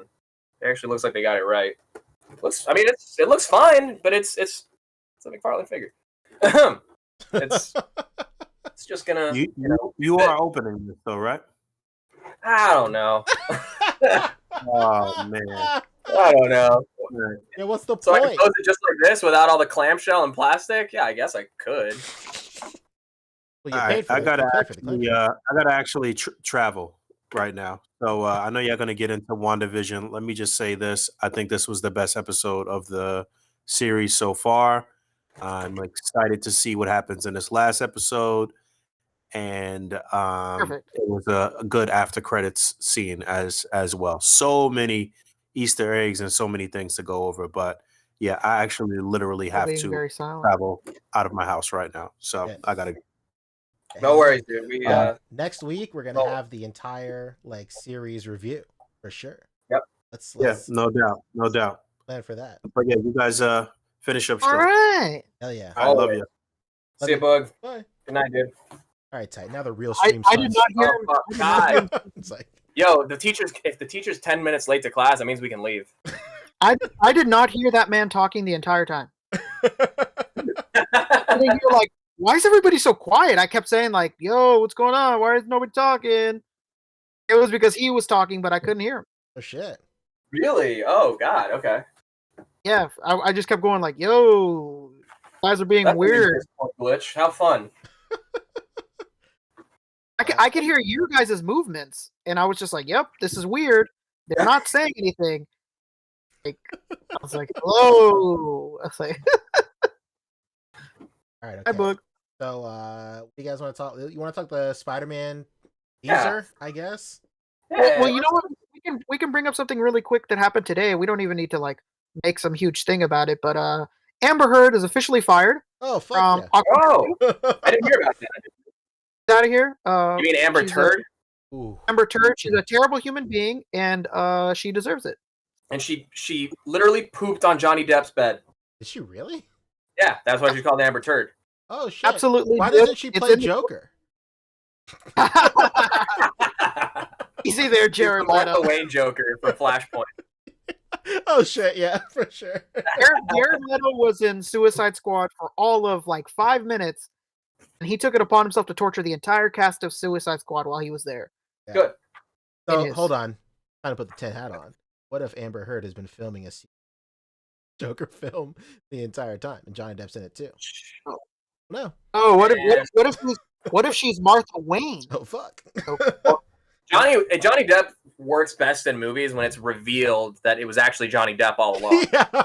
So you think you're watching this movie, you're 75% of the way through, and you're like, "Oh, Colin Farrell's sick," and then he turns into Johnny Depp, and he's the biggest villain in the universe. Man, it's a shame we won't get any more. Yeah, well, Well, what are you gonna do? all right. Let's go get some coffee. All right, let me pull up the thing basically. So the story really is that there was like a bit of a lead up to it. So on Instagram, the three main actors, Zendaya and what's his name, Jacob Batalon, the guy who plays Ned, and Tom Holland, all released like stills from the movie, and then like a title of the movie. And it was all bullshit. It was all misdirection. They lied to us, in fact. And that led them to do like another little skit at the end, and it revealed the real title of the film. Super cool. Everybody loved it. There's a lot to dissect. Do we want to like actually like break down the whiteboard? Like, are we really putting I don't need to do hats on and stuff? We can just talk about it like very casual. Yeah, okay. Rick and I had an interesting. We were talking about it a little bit as well. Like before it was revealed that like these were like jokes, or we were kind of thinking, or I can't remember. I remember I was thinking like, what if like all these titles are like the title for this movie, like because we're obviously thinking that this movie is gonna. That's like the title of the movie. Dimension. Why there's Spider-Man. That's what I was thinking. That makes sense. They're all technically the title of the movie, but then it was revealed that a joke. Right. Whatever. And then I had a whole argument with David Walton for the day of like, yeah. is that a joke about them doing too many things, and are they going to stop doing all those home names? And he's like, no, man, this isn't a sign that they're going to not do home names. And I was like, David, I'm more optimistic. I hope it is. And he was like, no. Yeah. Big shout out to David Walton. What a guy. Shout out to David Walton. What a great father, wonderful human being who I hope is wrong about that being a. I hope is wrong about them not using home again, because I really don't want to see names with the home in the title again from Spider-Man. Then you're going to be disappointed because the official title was actually revealed, and it is No Way Home. Oof. No, I know that. We were just talking about the board, and I told him that I think going forward there is going to be no home names after the third film. That's why they put them on the board. Kind of like you remember how 21 Jump Street and 22 at the end of 22 Jump Street they have the board where they're like, how about 23 Jump Street? And right. They do the montage of all the sequels and stuff. I was hoping that they were doing it just to like get it out of their system. Like, I know we get it. We make a lot of home jokes in the name. Like the last one, I don't know. David did not seem as optimistic. He said that that's still going to go down. I hope he's wrong. I don't think so. I mean, this is technically the last Tom Holland contract. Yeah, this is. That's wild. This is the last. I think this was kind of a move by Marvel to be like, well, Spider-Man's home, and let's beat that dead horse with the title. There you go. So moving forward, I mean, it's going to be more of a shared thing. I'm sure. I mean, literally all the options are here. So, like, what else are they going to go with if not any of these? That's exactly why I thought that they weren't going to do it again, because literally all of the options are on that board. Mm-hmm. And Tom, in an interview, I feel really bad. Like, it always sucks when you're on an interview for another film and they don't want to talk about that film, because that's what happened to this poor guy. He was on a interview for the film that he just came out with the Russo brothers called Cherry. Yeah, I was about to say it probably would help that if the movie that he was being interviewed for was actually good. But yeah, and they were like, hey man, so what the fuck's gonna happen with Spider-Man? You gonna come back or what? And from what he said he wants to come back, and he said he believes that if they do want him back, it won't be a problem because they already made a deal before. Hopefully, that's the case because he seemed optimistic. He said if you want him back, it'll happen. So let's. Yeah, there's no fucking way this kid's not coming back. If I'm Tom, I'm walking into that meeting, I'm dropping my balls right on the table, and I'm saying, "You want money or not?" I think this is a good move for the both of us. Drop the balls. Listen, you need Tom Holland as Spider-Man. Like, he is Spider-Man now. Like, for better, I guess it'll depend on what happens in this movie, and they find some weird way to, like, you know, continue forward Spider-Man with Marvel in another direction that is not the Tom Holland.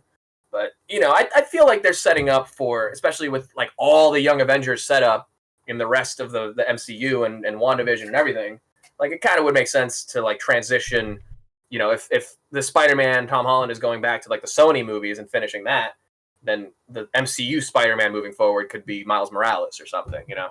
And he's that part of that next generation of Avengers, you know? Take this with a grain of salt, but I don't remember what site it was. Maybe it was Reddit or maybe it was 4chan. Somebody went on there claiming that the deal that they made with Sony kind of stipulated, like, yeah, man, put the old Spider-Mans in there so that we can continue the Venomverse with Andrew Garfield and you guys can keep Tom. But they'll obviously know it's two separate worlds because there's literally a film showcasing that it's two different worlds kind of thing. That would be interesting if that's what they did. Oh, that would be interesting. Mm-hmm. It would be sick, and that would make sense because they could use Spider-Man at the same time and establish that it's two different Spider-Men, and people wouldn't be like, but I thought that the other kid was Spider-Man. Yeah. And that, I mean, like, as a personal preference, you know, Andrew Garfield coming back as Spider-Man would be pretty tight. If there's anybody that got shafted the most, that poor guy. Oh, yeah. I mean, at the end of the day, Toby was really sick of doing it, so, you know, it is what it is. It's his choice, but poor Andrew, man. He was literally pushing for the Disney deal. He was like, yeah, man, let's get it done. And as soon as Disney did the deal, they were like, not you, bro. No. Not you, kid. Not you.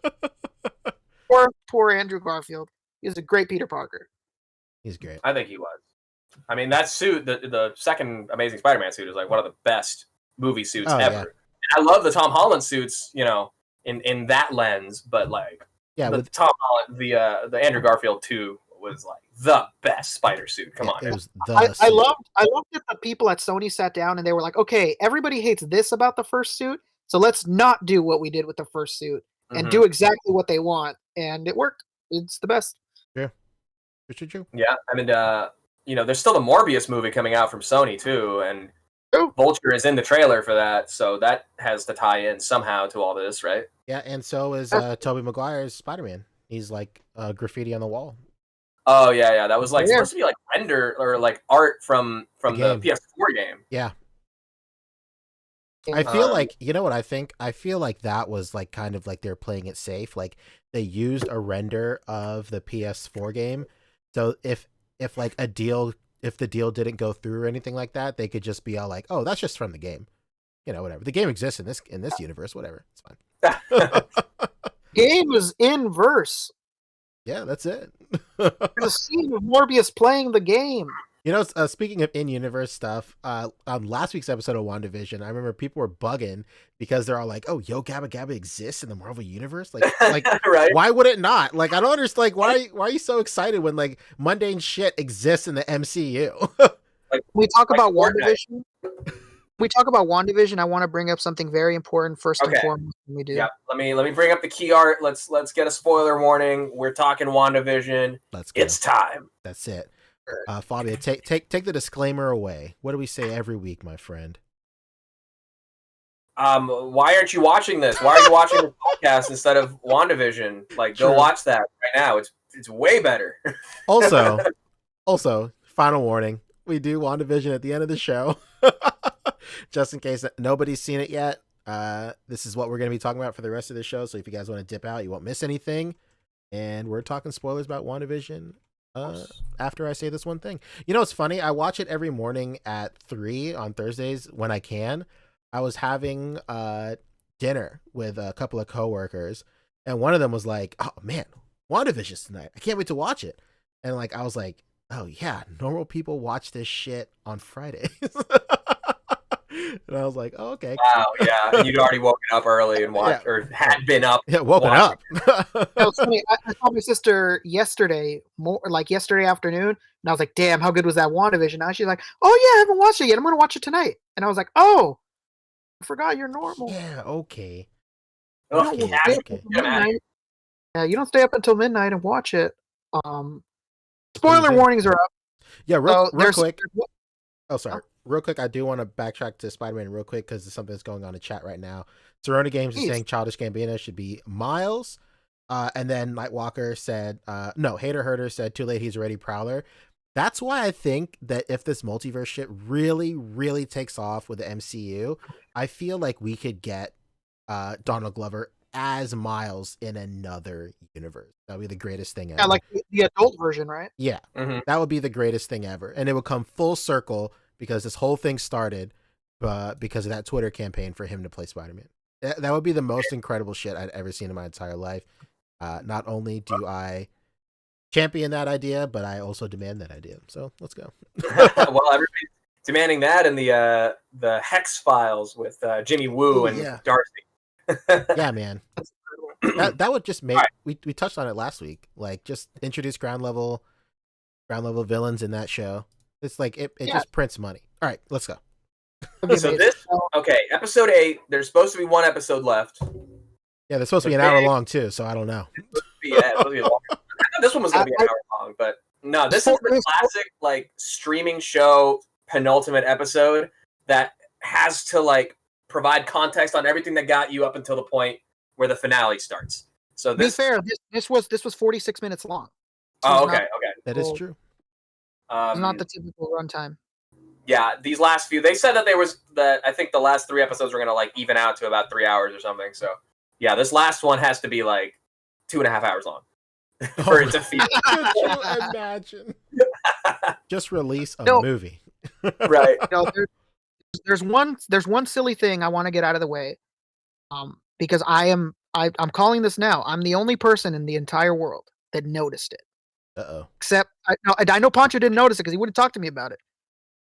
In the scene, Wanda is in her room with Vision and she's watching TV and she has a stack of DVDs. Do you know what's in that stack of DVDs? No. What is it? Season of King of the Hill. Oh yeah. Yes. Yes. If anybody owns the King of the Hill DVDs, when you see that King of the Hill DVD, you know it. It's very unique and it's very particular. And I was like, oh my God, that's a DVD of King of the Hill. She watches King of the Hill. And King of the Hill exists in this universe? Holy fuck. Oh my God. First Yo Gabba Gabba, now this? In a show about Bryan Cranston is canon in the MCU now. Yeah. In a show that started off. If he ever shows up as any like Marvel character, then Wanda has to be like, "You kind of look like Hal." Have you ever been told that? But with a coming and going accent.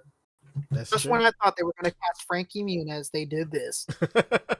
Yeah. That was All awesome. right, so let me just catch everybody up on this episode. Like I said, it's kind of the recap episode. It's a series of flashbacks that you meet up in modern day and provide context on like basically everything that's been hinted at throughout the show. Mm-hmm. So we get to see Wanda, as a young, she's in the murder basement or whatever with Agatha, and Agatha walks her through these series of doors that are all like different traumatic moments in her life or whatever, or like particular, moments that again provide context on shit that we already know about.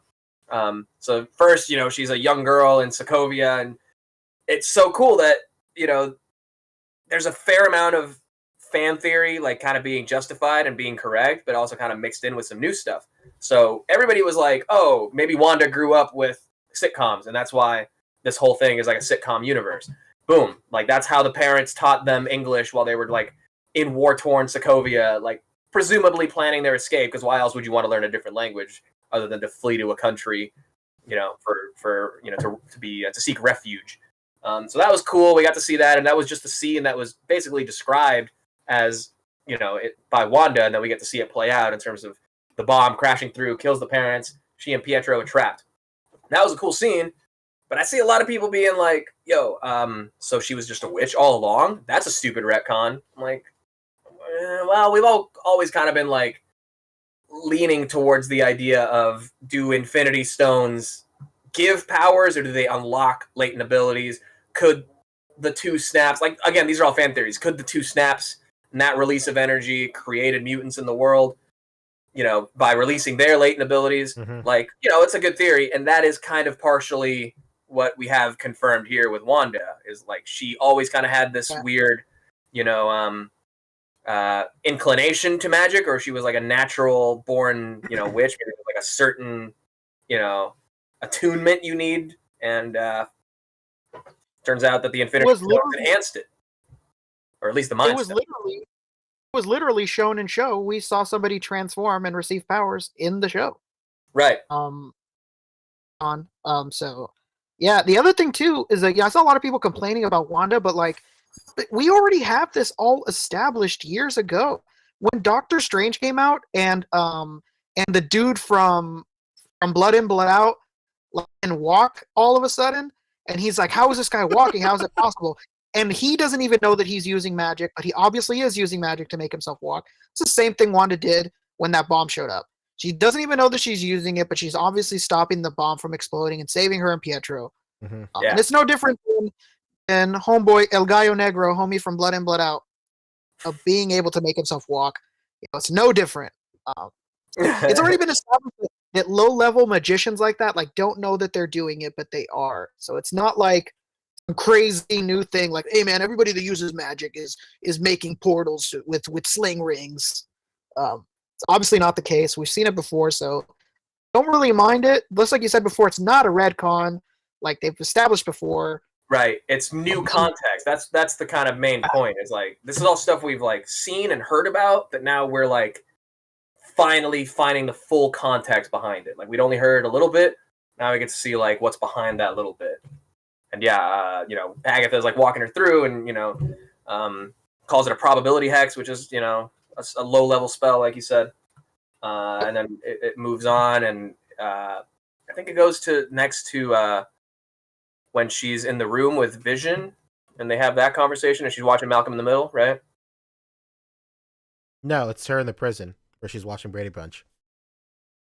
Oh yeah. So she goes to the Hydra lab, and she's that's when the sequence with the thing happens, and that's when we see the cool like silhouette of like the actual Scarlet Witch. Like she sees a vision of the silhouette of the Scarlet Witch. The classic comic style silhouette.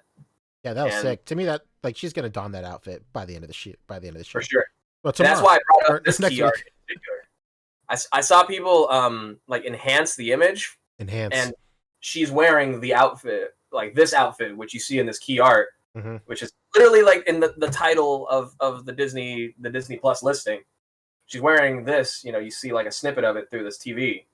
And when people enhanced it, that's the outfit she's wearing in that silhouette. So this is definitely her like, final costume. It even has kind of like a W on the belt. W. For Witch, For Wanda.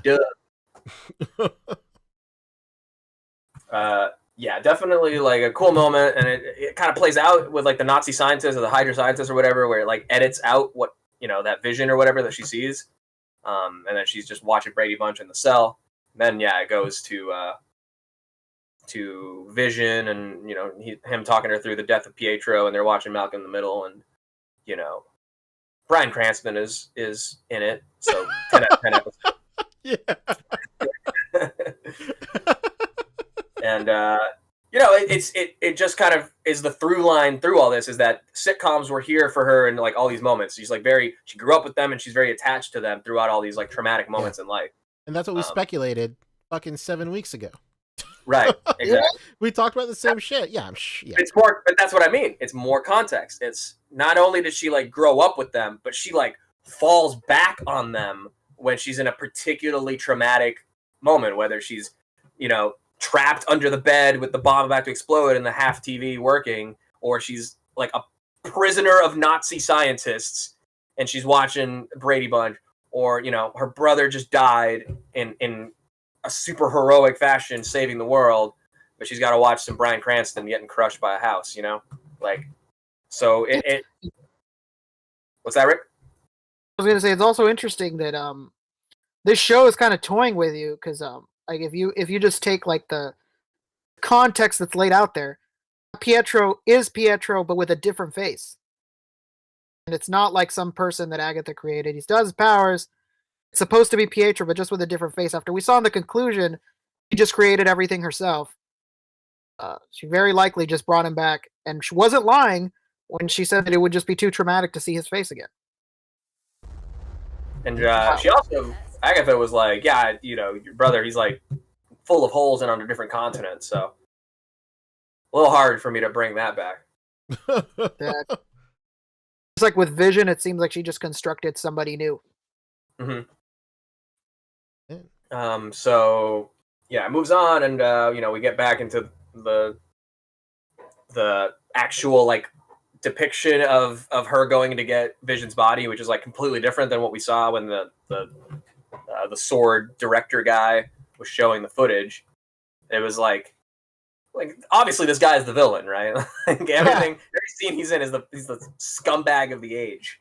Yeah, the manipulation, right? All manipulation towards Monica or Wanda, yeah. Wanda.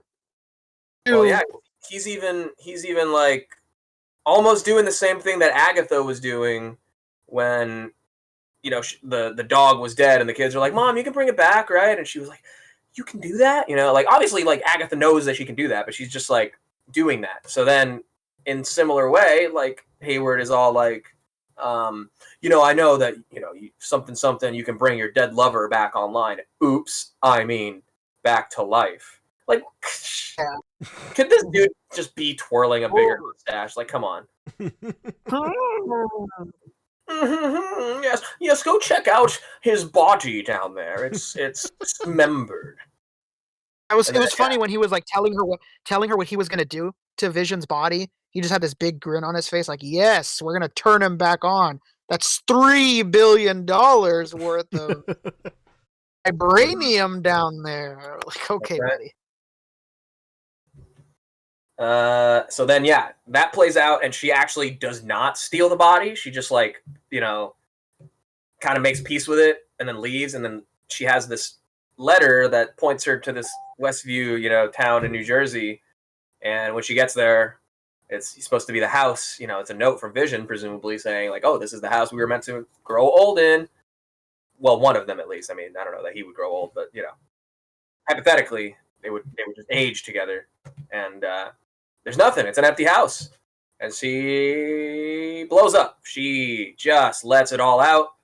Constructs, we see the big wave taking over the town and turning everything into the 50s. And then she just like manifests a new Vision, like out of thin air, as Agatha kind of says later, she's like capable of spontaneous creation. And the whole reason, again, for Agatha, like walking her through this is equal parts like us as the audience getting exposition on all this stuff, but her, the witch, Agatha, learning what brought Wanda to the point where she can just have this crazy like power burst of magic that Agatha, since the late 1600s has been like learning and perfecting and getting stronger. And she's seems like is nowhere at the level that Wanda's at. And she's like, "Yo, how did you do this? Like, I gotta know." So we don't really know if Agatha's a villain yet, do we? Like, if she eats those kids, then yeah.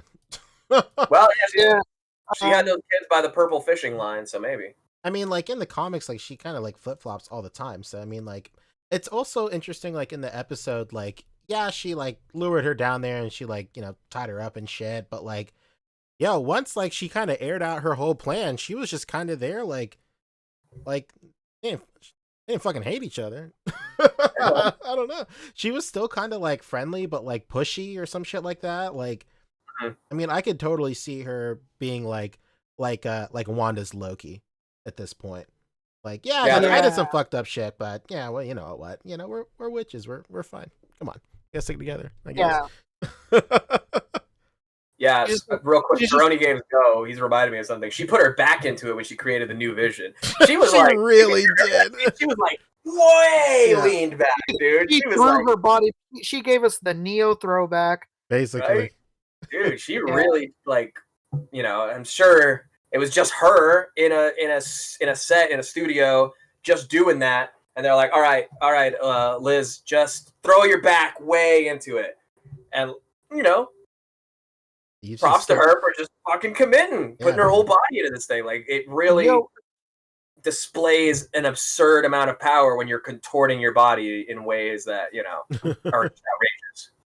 Liz, have you ever seen the movie Matrix? Give us a little Neo on this one.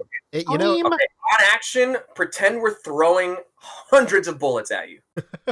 It seemed more a scary movie than Matrix. Good stuff. Good scary movie. All right. Yeah. All right. So then, Wanda gets through her things, and then she hears her kids. And, you know, we find out how all that gets created, and then she hears her kids crying out outside, and Agnes has them all tied up, and then she's like, "You're like a being who controls chaos magic. You must be the Scarlet Witch." Like she said it. Roll credits, everybody. Well, she didn't call her the WandaVision, but you know, same thing. She didn't call her the WandaVision. It's whatever. The WandaVision. No, they already had that moment. But yeah, it's like that's the title, and they were kind of building up to it. And they teased it earlier in the season when they're like, "So what's her superhero name or whatever?" They're like, "Oh, she doesn't have one. She's just Wanda, right?" Now this is her title, and it seems like it's a title, you know. So it's cool. Like, I'm sure we'll get more exposition and context on that next episode. But as it stands, it seems like Agnes is like a little scared of Wanda, you know, and that's why she's kind of manipulating her in a way that she still has the upper hand. Because if Wanda like truly like unleashes her power, she's done. Yeah. It's funny. It's funny. Like I've watched The Witcher like 2-3 times, and it was funny when Agatha was talking about Wanda's power. I was just sitting there like, wow, she sounds like chaos, because that's like a word from The Witcher. That in Witcher they don't have magic; they're basically controlling chaos. When she was like saying all those things, I was like, wow, it sounds like chaos. And then she was like, you have chaos magic. I was like, oh, what the hell? Mm-hmm. Okay, Witcher. It was interesting how like all these people that do magic just love that chaos word. They just love to throw that shit around when it comes to magic, I guess. Yeah, and if Agnes, who is like being persecuted during the witch trials by other witches for practicing dark magic or whatever they said, like that just kind of implies that this chaos magic is just something else entirely, you know? Absolutely. So that's, I mean, definitely like the you know, everything's just been blown open. Like there's no nuance anymore. Like this is the story, it's laid out, here's all the context, and then the final episode is just gonna, you know, just be a Marvel epic, let's say. Yes, sir. Yeah, and then of course we can't forget the after credits too. Of course, yes. People call it. I mean, it was the first thing people in the chat were referencing, so I guess I must have thought it happened at the beginning of the episode. Oh wow. Yeah, we got White Vision. We got the White Vision. That's the phasing vision. Mm-hmm. Sir? Which is funny because I think this might obviously they alluded to, you know, Darcy finding some stuff about like Project Cataract or whatever, and it's like, all right, well, cataracts, that's what happens when like, you know, your eyesight goes bad because you get this like milky, you know, substance or whatever over your pupil, mm-hmm. and you take that symbolically. It's like, oh, maybe they're trying to like, you know, obscure the vision or like, you know, imprison the vision in some way. No, they're literally making the vision milky. They made him all white, baby. Like a damn cataract. Just literally no. It's literal. Red Skull's perfect vision. No. Had to do it. Sorry. Okay. All right. No wonder they showed us Hydra again. You thought Hydra was over? It's infected sword too. Like, Maybe. What? How else can you explain them creating the perfect machine? Happens to be white. Come on, Fabio. Anyway, open your eyes, brother. Yeah, open your eyes, man. Yeah, I mean, white skin, blue eyes. Yeah, that's just what Red Skull had in mind. What do you think the plan is for White Vision? I think either this dude's gonna get fucking murked, or they're gonna slap Wanda's vision into that body. Yeah, that kind of makes. That's kind of what I was thinking. I figured they're gonna have like a fight, the two visions against each other, and then it'll end with Vision, Wanda's vision, WandaVision, phasing into this new white Vision, and kind of fusing the two halves. Because the whole idea of this white Vision is that he's like just a blank slate, just like emotionless, doesn't have any of the memories that the real Vision has. Yeah. So he's just. It's not the real one, technically. So to kind of combine the idea of Wanda's construct, created version of the Vision, and having him assume a real body that can survive outside of the Hex, just kind of makes sense. Well, that's exactly what I figured. Also, another interesting thing is if that does end up happening, it's still not. One line that really sticks out to me is when Vision fake awakens Agnes in the car. She's like, "Yo, you're an Avenger," and he's like, "Yo, what the hell's an Avenger?" That line always sticks out to me. So when Wanda recreated him, did she consciously or subconsciously recreate him without any memories of that stuff? So if he does end up going into that body and becoming the Vision again or whatever, a living just resetting Vision, but he won't have any of those memories of Avengers or Thanos or any shit like that. Kind of suck. Yeah. Listen, if this fight scene between the two Visions is not set to Foreigner's Double Vision, I'm canceling Disney Plus. I got Double Vision. Not my subscription. I'm canceling the whole service. Me and my Twitter buddies, we got a vendetta. We're out of here. All right, but really though, yeah, there's a lot of loose ends to tie up in 40 minutes. Yeah, somebody said what the actual runtime was. It's a little bit 50 minutes. Yeah, it's 50 minutes confirmed. Thanks to the Wrestling Hound. Appreciate you, bud. We have a super chat real quick that we. Oh yeah, Bjorn. Yeah. Going Geek spent us $5. I just want to shout out the show and some love to Poncho and the A.C.B.A.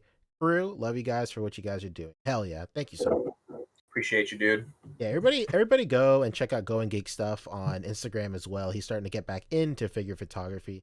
Very talented figure photographer, A.C.B.A. artist. Just took a little bit of a break, but me and the boys have been encouraging him to get back in the saddle. So definitely check his shit. Hell yeah. Hell yeah. Yeah, Cerrone Games Go also calling it. Thank you, sir. It's a nice day for a white Vision. Oh no. It's a nice day to start again. Start again. Will we see Blue Marvel? Maybe. There you go. Yeah, I mean that's who everyone thinks the actual engineer friend might be. I also saw an interesting theory that the soldier chick that gives Monica Rambeau the vehicle that ends up failing and she goes in anyway. That soldier is maybe the Skrull little girl from Captain Marvel movie. I saw that here too. That's good. That's a good theory. That'd be dope, right? Makes sense. I could get behind that. Wait, I missed one from. Oh God, is everybody making song puns now just because I threw a Foreigner joke in? Come on now. I wish I had the Foreigner belt from Aqua Teen Hunger Force. That thing gives you real power. Oh no. Oh, you're fucking. What did I miss? I'm so sorry, Trevor. 1-6 shooter. I missed your comment, dude. I'm so sorry. Yes, I'm going back and I'm looking for it right now. It was about potatoes. Oh no! I meant to go read it again. Hold on. We'll get it. Oh no! Yeah, it's far up here. Sorry about that, Trevor. We got into a thing. No, I'll find it in the Streamlabs thing. It'll be. All right. Dope shit. What does this mean for figures, though? Are we getting a WandaVision wave? Was that ever confirmed? We got it, right? Well, you know what? Boog isn't here, but Boog said before that there was some sort of leak that alluded to a Disney Plus wave. So Loki, right, that's right. Falcon and Winter Soldier and Wanda. Yeah, it makes sense that they'll probably reveal it week after next. No reason to, because I'm sure it's going to have spoilers for, at the very least, the last episode. Oh god, that's still gonna piss people off. It's been a week since the episode. I haven't seen it. Oh, real quick, 1-6 shooter hit us with $5. He said, "Thanks for not being afraid to tackle the hard-hitting vegetable toy news, boys. Of course, Yes. baby. This is Well, I mean, How we do? Trevor, I don't mean to throw you into the controversy yourself, but you are miscategorizing potatoes as vegetables. They are in fact tubers. So you're basically dead naming potatoes. Oh no. I'm just saying, you want to be on the right side of history, you better check that language. Interesting. Yeah, man. Good stuff. There's like also there's like that cameo that Paul Bettany was talking about, that like an actor he really wanted to work with, that has a possibility of happening next. I saw a lot of like the usual suspects like New Rock Stars and Screen Crush and stuff. They were alluding that like he was kind of trolling, and the person he wanted to work with was himself as White Vision. Yeah. I mean, I like, heard about that. I mean, like, I guess. If you listen to the interview, you could like, he's British. He's got a little cheeky side to him, True, right? True. So I could imagine him saying it in the way that I say things, and I'm just like, yeah. Yeah. I love to work with this guy. Just so good. Looks great in a mirror, like 6-pack abs, like just putting the guy over huge. And it turns out to be himself. That There's was a guy I've wanted to work so with my entire life. That's true. Yeah. that would be really good. It's like when Dwight builds up the person that's going to be the Hey King. Yeah. Me. It's just him. It's me. Hey King. It was me all along, Austin. It was Even me, my Austin. family bought it. Austin, it was me all along. 1-6 shooter rightfully calling me out again because I did label them. I did, yeah. I did use a label, so I apologize. Let it be publicly known. I promise to do better. That's all you can do, Fob. That's a catch-all. You can't fight that. All right. Well, that kind of concludes our little wonderful WandaVision talk. A lot to dig into. I do love still see the weekly drop kind of is annoying, and I love something like The Boys where I can just watch it all and like have the whole discussion. But like we're not really talking about The Boys anymore. No. We don't do week to week.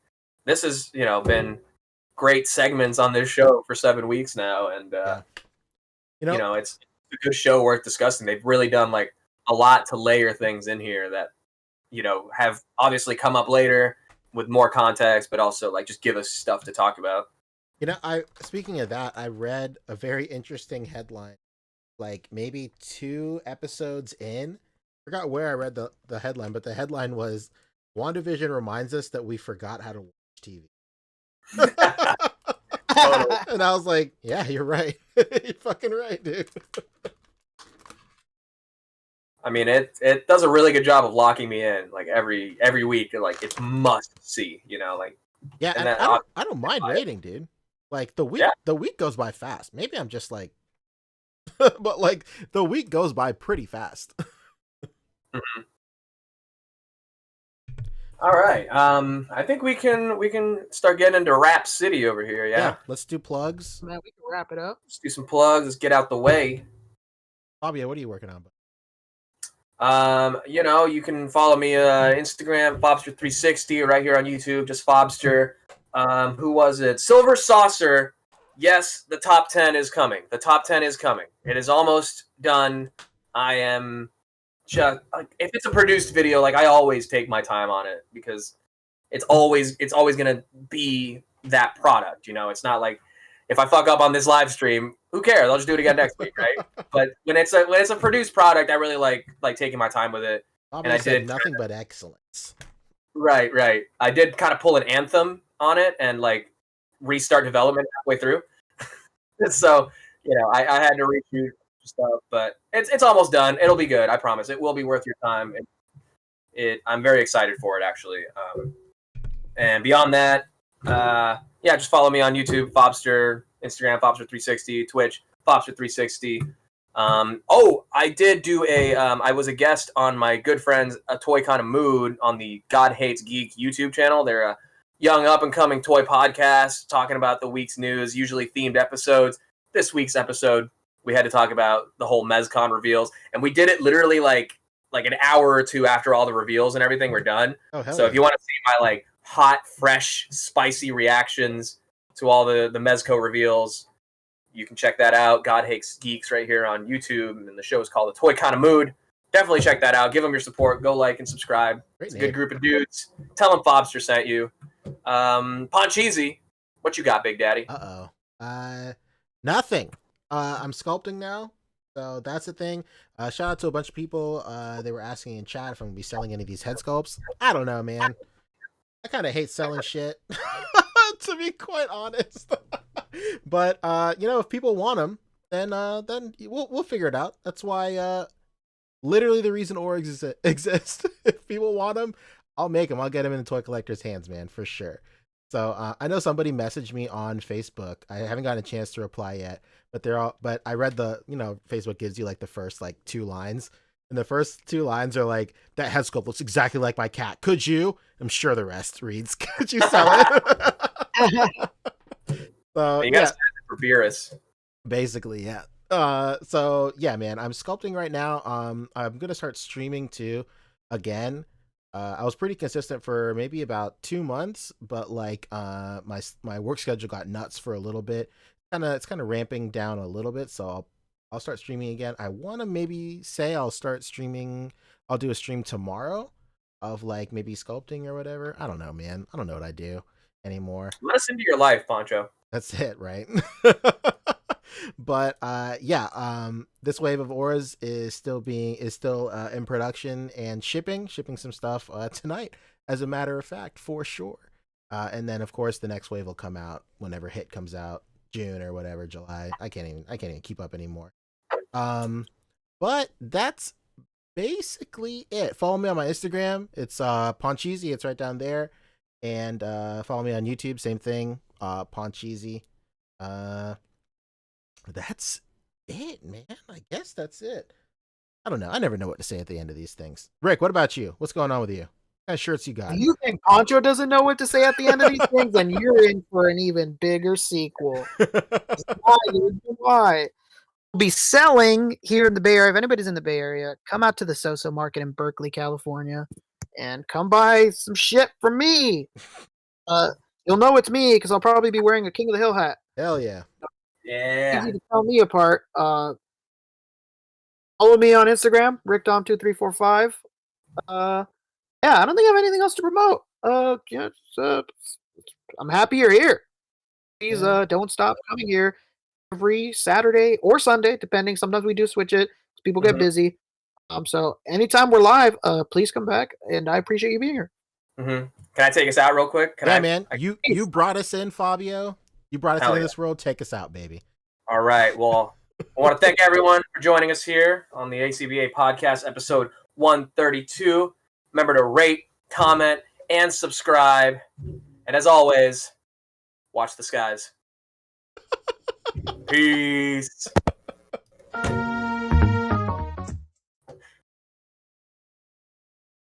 Sensational.